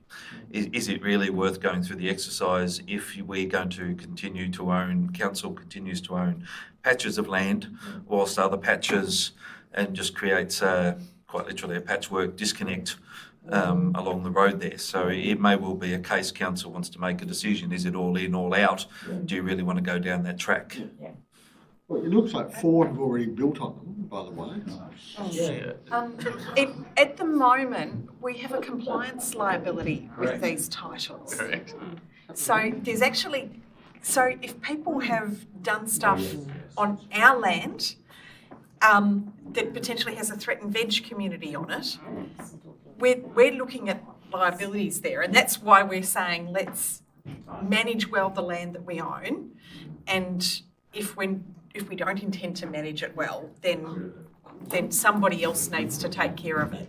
And my argument would be that roadside vegetation is under the purview of Crown Lands.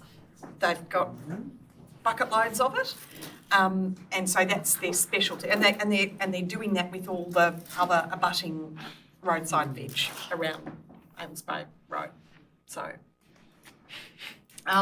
my only question would then be about the wording of the proposed restrictive covenant, because that's another risk that I see if we shift the liability of these parcels onto the adjacent private property owners, and they end up with one title and a bigger front yard, but they've got a Part 5 agreement on that front yard bit of the title, and we've seen papers come to council with relatively minor amendments of Part 5s that we've had to have a pile of paperwork and we've had to give approval to shift a driveway location or whatever.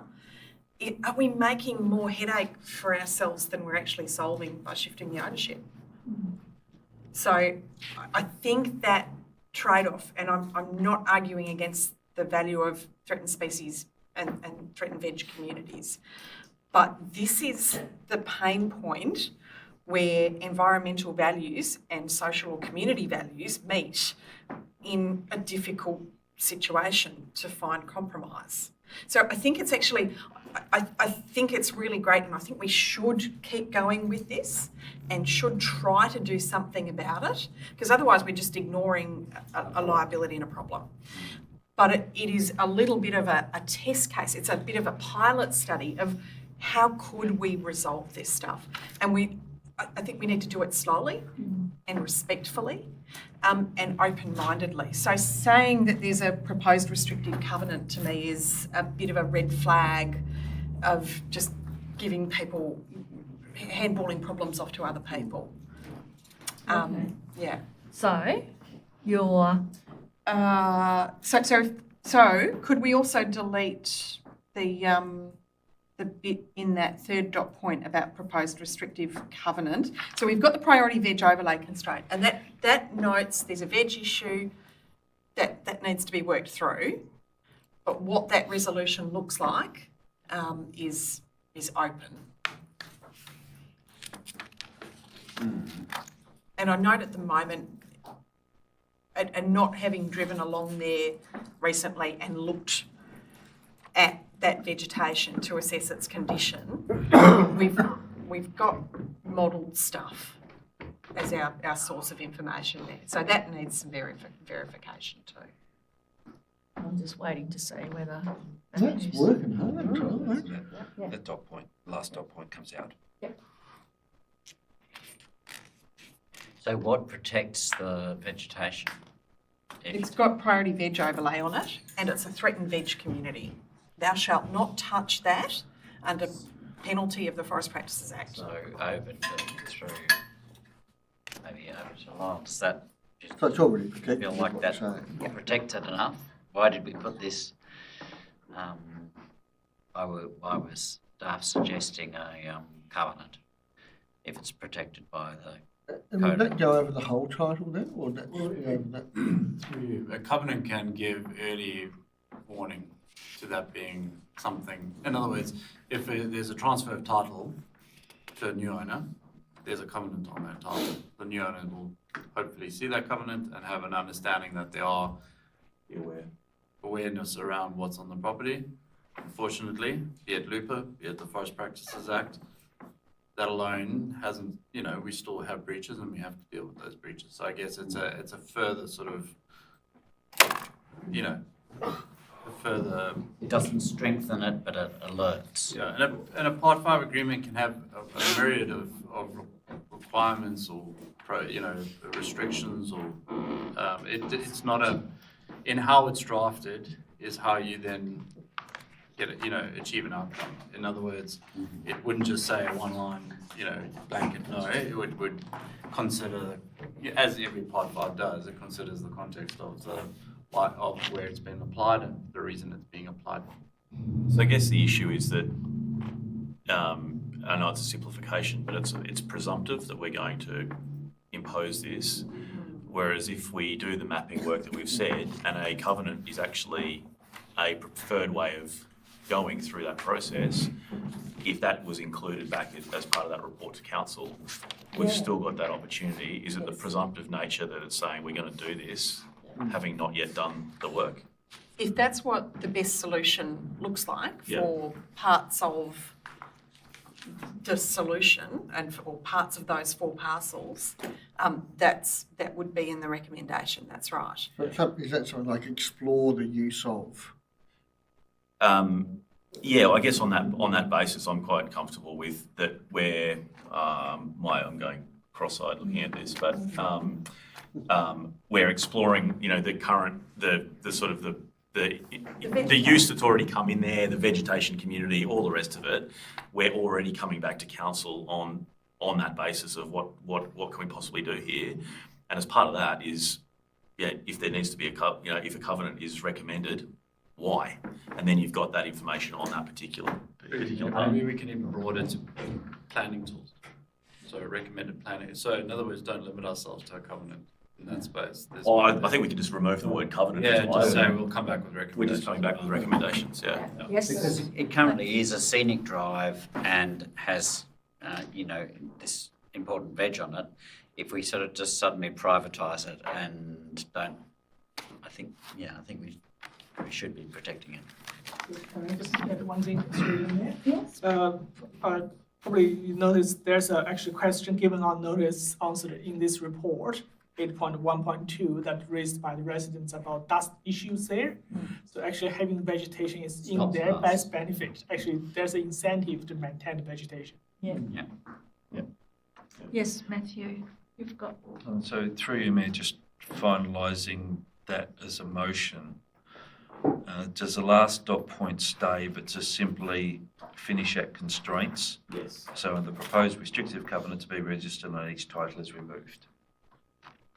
Amy? Yep, perfect. You just gets rid of that presumptive component. Doesn't mean that we don't recommend it when we come back to council, but we're not going in there telling people, hey, this is our intention, we're going to apply a covenant on your property. All right. You're happy with that? The second is happy with that? There's no seconder. No, because we're still working out the Yeah, motion. that's right. We're still working out the motion. Okay. Councillor Jessup, well done. Okay. We're happy to vote on that?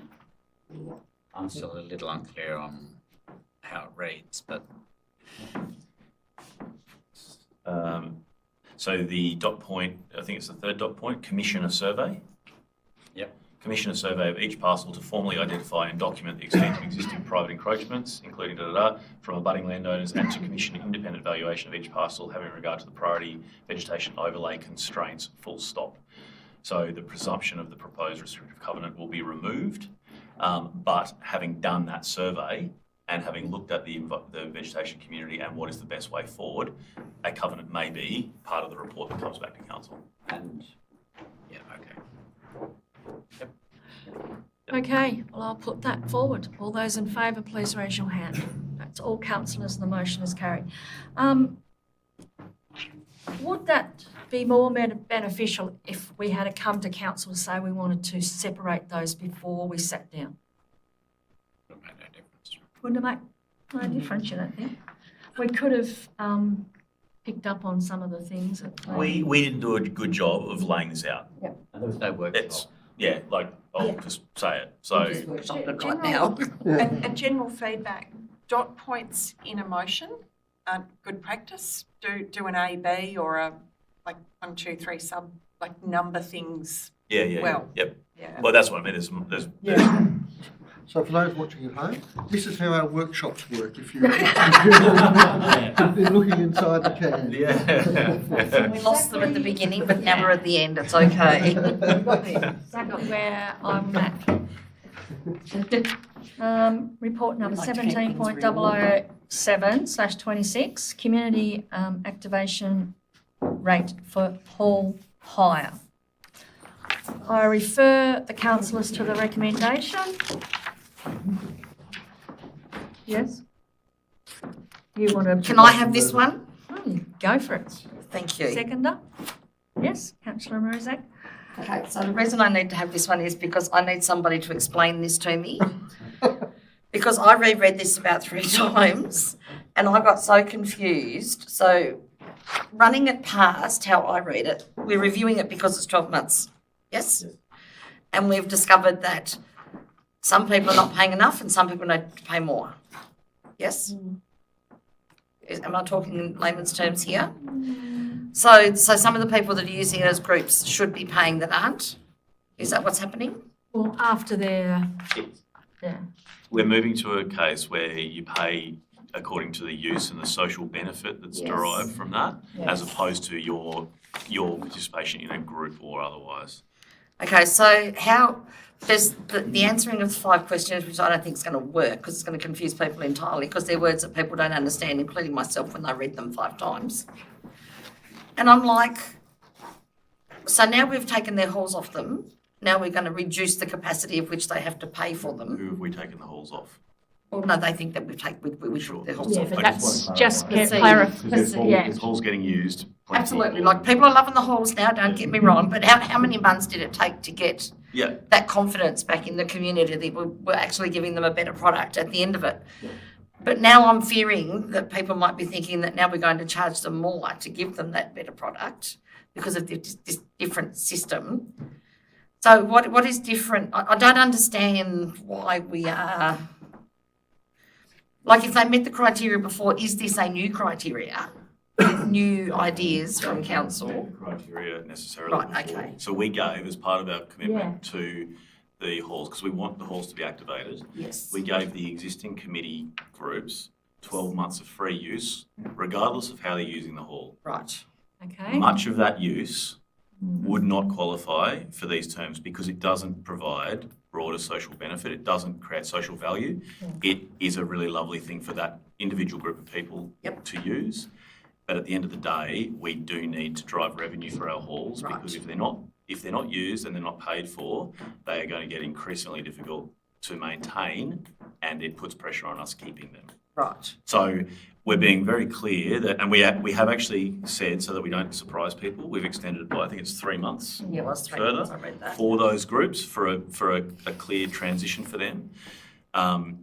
But so within those groups, there will absolutely be things that they're doing that would meet those criteria. Right. And so they're going to, they will be forced through this to actually consider, is my activity a socially beneficial, all-inclusive thing, or is it actually just a closed meeting of individuals doing a private booking? Right. In its simplest sense is yeah. Yes, fine. No, you're right. Deb will come back. I interpreted the intent a little differently than, I think you used the phrase about driving revenue, and I interpreted it as more an equity issue. That we've got these long-standing community groups that, so through transition, we've based our subsidised use or creating accessibility and use on the class of group. But we will, over time, have new people come in, someone offering a new community play group or things like that. And it doesn't make sense if the new group can't get a free rate, but the old group can. So I think it's more about equity and getting the definitions right. You're 100% right. Yeah. And it's a contribution to revenue. If this was entirely about Getting money back. they'd all be charged far more than what they currently are, and we wouldn't have any of this community stuff. We're actively trying to value the social benefit of this stuff in an equitable way. So a playgroup that was using the hall and charging money, I don't know how playgroups work, but assuming they make a charge and it's a set group of people, that would always should have been paid for a higher activity, shouldn't it? As you've described it, yeah. Yeah, Yep. irrespective of who runs it. Yep. So what you're saying is some of the hall committees who are running these are not paying for Yes. it, and that's disadvantages other groups who want to do it, and now we're just evening the playing field. But if they want to, if the hall activation committee wants to meet once a month there to talk about the painting of the hall and stuff like that, that would still be a free group most likely. If they're talking about If it meets the criteria, if it's open to everyone. more and- likely if they're not charging and it's Yeah. open to anybody in the community to talk about how we use our hall, blah blah blah. Okay. I certainly have heard some feedback from groups saying that we used to run the geriatric yoga club or Pilates club or whatever it was, and it'd be a group of retirees who'd come together. We'd only charge $5 each, but now it's too expensive, and the person who runs it can't cover their costs, so they've pulled out. So is that a community? And this is where I get a bit confused. So is that a community benefit that somebody's running a very low cost Pilates group for retirees, charging a bit of money, but they're not making a profit out of it? So where does that? So again, that would be go through that process, and that would have to be considered as that a community service being offered by a good-natured Pilates teacher, or is that okay. And they could go through that process. If they charged $5 each and it was open to anybody over 60 in the community, that potentially is a community. Yeah. Okay. So there's a way to navigate these things for those local, like where community members are trying to keep it low. Yeah. And it comes back to just but keep it equitable, and where it's a genuine commercial thing or a genuine closed group private hire, it's a private thing and it needs to be paid for. And also worth mentioning is to you Mayor, and between the commercial rate and free of charge, which is community rate, also there's a non-for-profit rate, which is $16 an hour.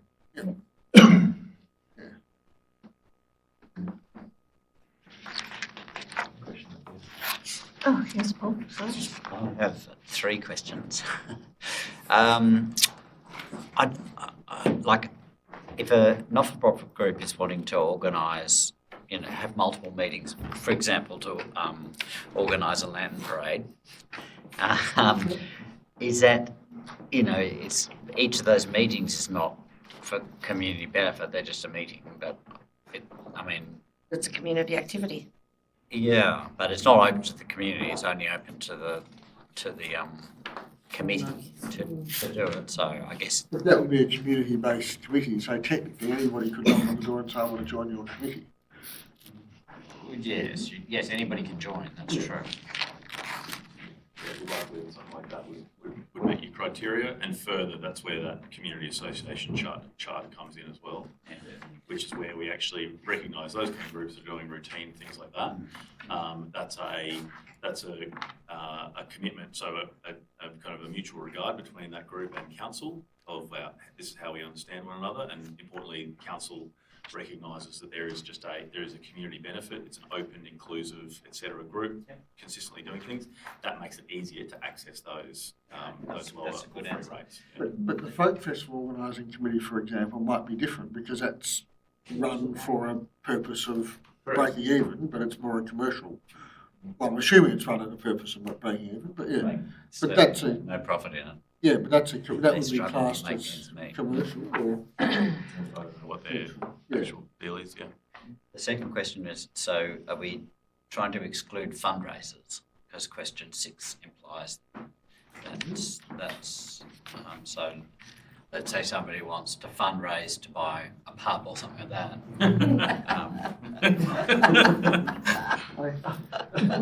Great examples. I thought you could say a water tank for an African family. Only in Signet, How is that navigated? I may be wanting to throw to you here. Yeah. I think every case would be just taken on its merit. Well, this is a policy. 2 minutes. So, can I use your pub example?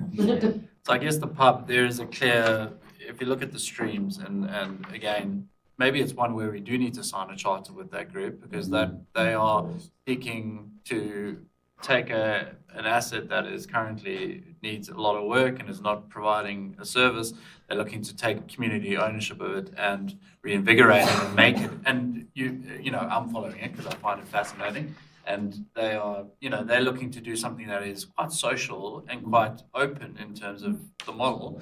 To me, it would meet the charter, and it would be something, if you went through the questions, because it says here commercial and private interests asked. I would say that's broader than just a pure commercial private interest. That is something where communities come together and they see value in it, and they want to keep it in that space and as that use. So to me, it aligns, and it would meet that. It does say that you're not meant to take money, or like as a fundraiser, that's one of the things you do. But again, it depends how you're doing that. If you're going there to have a discussion around organisation, or if you're running a telethon or whatever those old school things they used to do, I guess that's where it's got to be looked at. But again, also there's a process here where if things are not clear, It's a reasonable person at the end of the day. we will be able to, they can come to us and we can work through it and go through the detail. The questions that's allowed for first pass, if there's uncertainty in that space, we'll provide support to help understand what they're trying to do, because there are these nuanced sort of things on the end of the bell curve, and we'll work through that and then come to a conclusion in that. Okay. The last question is, how is the use confirmed? The eligibility criteria. So somebody hires the hall and says that they're going to not charge anybody, and is there any way of checking what actually happens in the hall? We're not resourced to do that. No. But It's an honour system. sorry. It's an honour system. Yeah, it's an honour system, but we do. I mean, we It's do a long also. lobbying session too, like, I mean, they're gonna do it, aren't they? Someone that didn't get it isn't gonna let someone else have it, And they know. Yeah, true. Yeah, and will it catch everyone? And we're trying to just provide something that provides equity. If people cheat the system, sure, but would we pick up if someone's like routinely doing it? Yeah. So. I'm going to say through you, Mayor, Anthea, like, what we're proposing here between Frank and I is to look at this thing on a quarterly basis and to assess the data, just like we did when we put this proposal. So we get data through Space to Co. We can look at that data, we can pick up patterns, we can see there's different things we can pick up on, like we did when we looked at this, and we can then review that and then go in and understand what exactly is going on there. And we've identified a few things which drove this approach, you know what I mean? So. And also what's to the second question before is, yes, for some activities, they do need to pay commercial rate or the non-for-profit rate, but we're not there to make huge load of money, and we're not charging an excessive rate. It's still a small cost for some activities to happen. And, yeah, so To pay there's for no heating excessive- and light and everything that goes with it. Yeah. And I think that's a valid point. The halls, I think when we all joined council 4 years ago, I think the halls were not overly well loved. We had maintenance tickets hanging out of the wazoo sort of thing. So, this money that we make allegedly will go back into the maintenance and the provision of the hall, and we've put in place a level of governance around that to make sure that we don't, and we've already seen heat pumps go into places and stuff like that. So I think that's a broader community context of it. We're trying to make the halls usable and maintained, not just let them wither off and. Okay, councillor Armstrong. Yes, that puts it in a slightly clearer context, but I'm still concerned about these questions that people have to answer, because they're very broad, and I don't think people are going to actually know, because everybody is going to think their community events are community events. But I don't know. Anyways, I don't know. That's my official diagnosis of it all. I mean, it's again evidence-based on what we've seen in Space to Co so far, and with our, the work that both, members from Lyle and Frank's teams do working with the community. So we're confident that they will work, and if it's causing a drama, we'll amend it. We'll amend it again. But we've got to have some equitable criteria here, and there is some ultimately. There's people that are reviewing this at the end of the line, and if the stated purpose doesn't match what boxes have been ticked, we're calling up and going, hey, what's going on here? Because realistically, I think everybody's going to think they tick every box. I disagree. So it's clear enough in the questions and. Consistency, equity. Yeah, just one thing I would like to point out is the councillors are here endorsing the approach and methodologies, not the wording of the questions. So we still, understand this is a learning process for us as well. If we find some language is subject to interpretation or not clear enough, we're going to do some tweaks and probably add some notes, or even with some AI's help to get them more clear or user-friendly. And that's our goal. That's where the review Lyle mentioned before is to get together, review the data, understand some of the questions get asked or any referral get made, because the different views between us and the hires. It's a continuous improvement process. So at the minute of the questions, there's no questions now, is there, that they just book? No, there are questions There now. are questions, And there have similar been. to these ones? There's less of them. 'Cause I've never actually booked, so I've been onto the website, but I've never booked. Yeah, so there's less of it. I think there's 4 or 5 at the moment. Yeah. Yep. Because I just hear a lot of feedback from sometimes there's the same feedback from the same people, but there's a lot of other people that find the booking system painful still, and they already find it confusing enough. And I know that we have to offer a better product and everything else, but I don't know. Do we need to confuse people all We've the moved to a time? situation where people had a key to the building Yeah, and just let themselves in whenever they wanted. yeah. And now we've got a system. Yes, well, That is really that's, annoying for those yeah. people that used to have a key. yeah. There's very little we can do to fix that, and everyone was annoyed to start with having to use a system. A lot of people have gone, yep, that's just the way it goes to book things, and have got on with it. We still maintain support for people that are struggling using it. To my view, that's all we can really do, because we're not going back to a situation where it was bring your own key and. Well, no, you can't. Like I get that, but we've just trained people, if you want. For I've different. had 2 incidents recently of people saying they really love the booking system, so. Yeah, it depends on the age group. It Yeah, depends they were on younger. the dynamic. It's, It depends on lots of things. I probably service more my age group and older that struggle, that want to book and do things for mobility and movement, and I'm like, you're asking the wrong girl, because I struggle with everything. People are regularly calling and talking to Yeah, us. but that's what I say, just ring.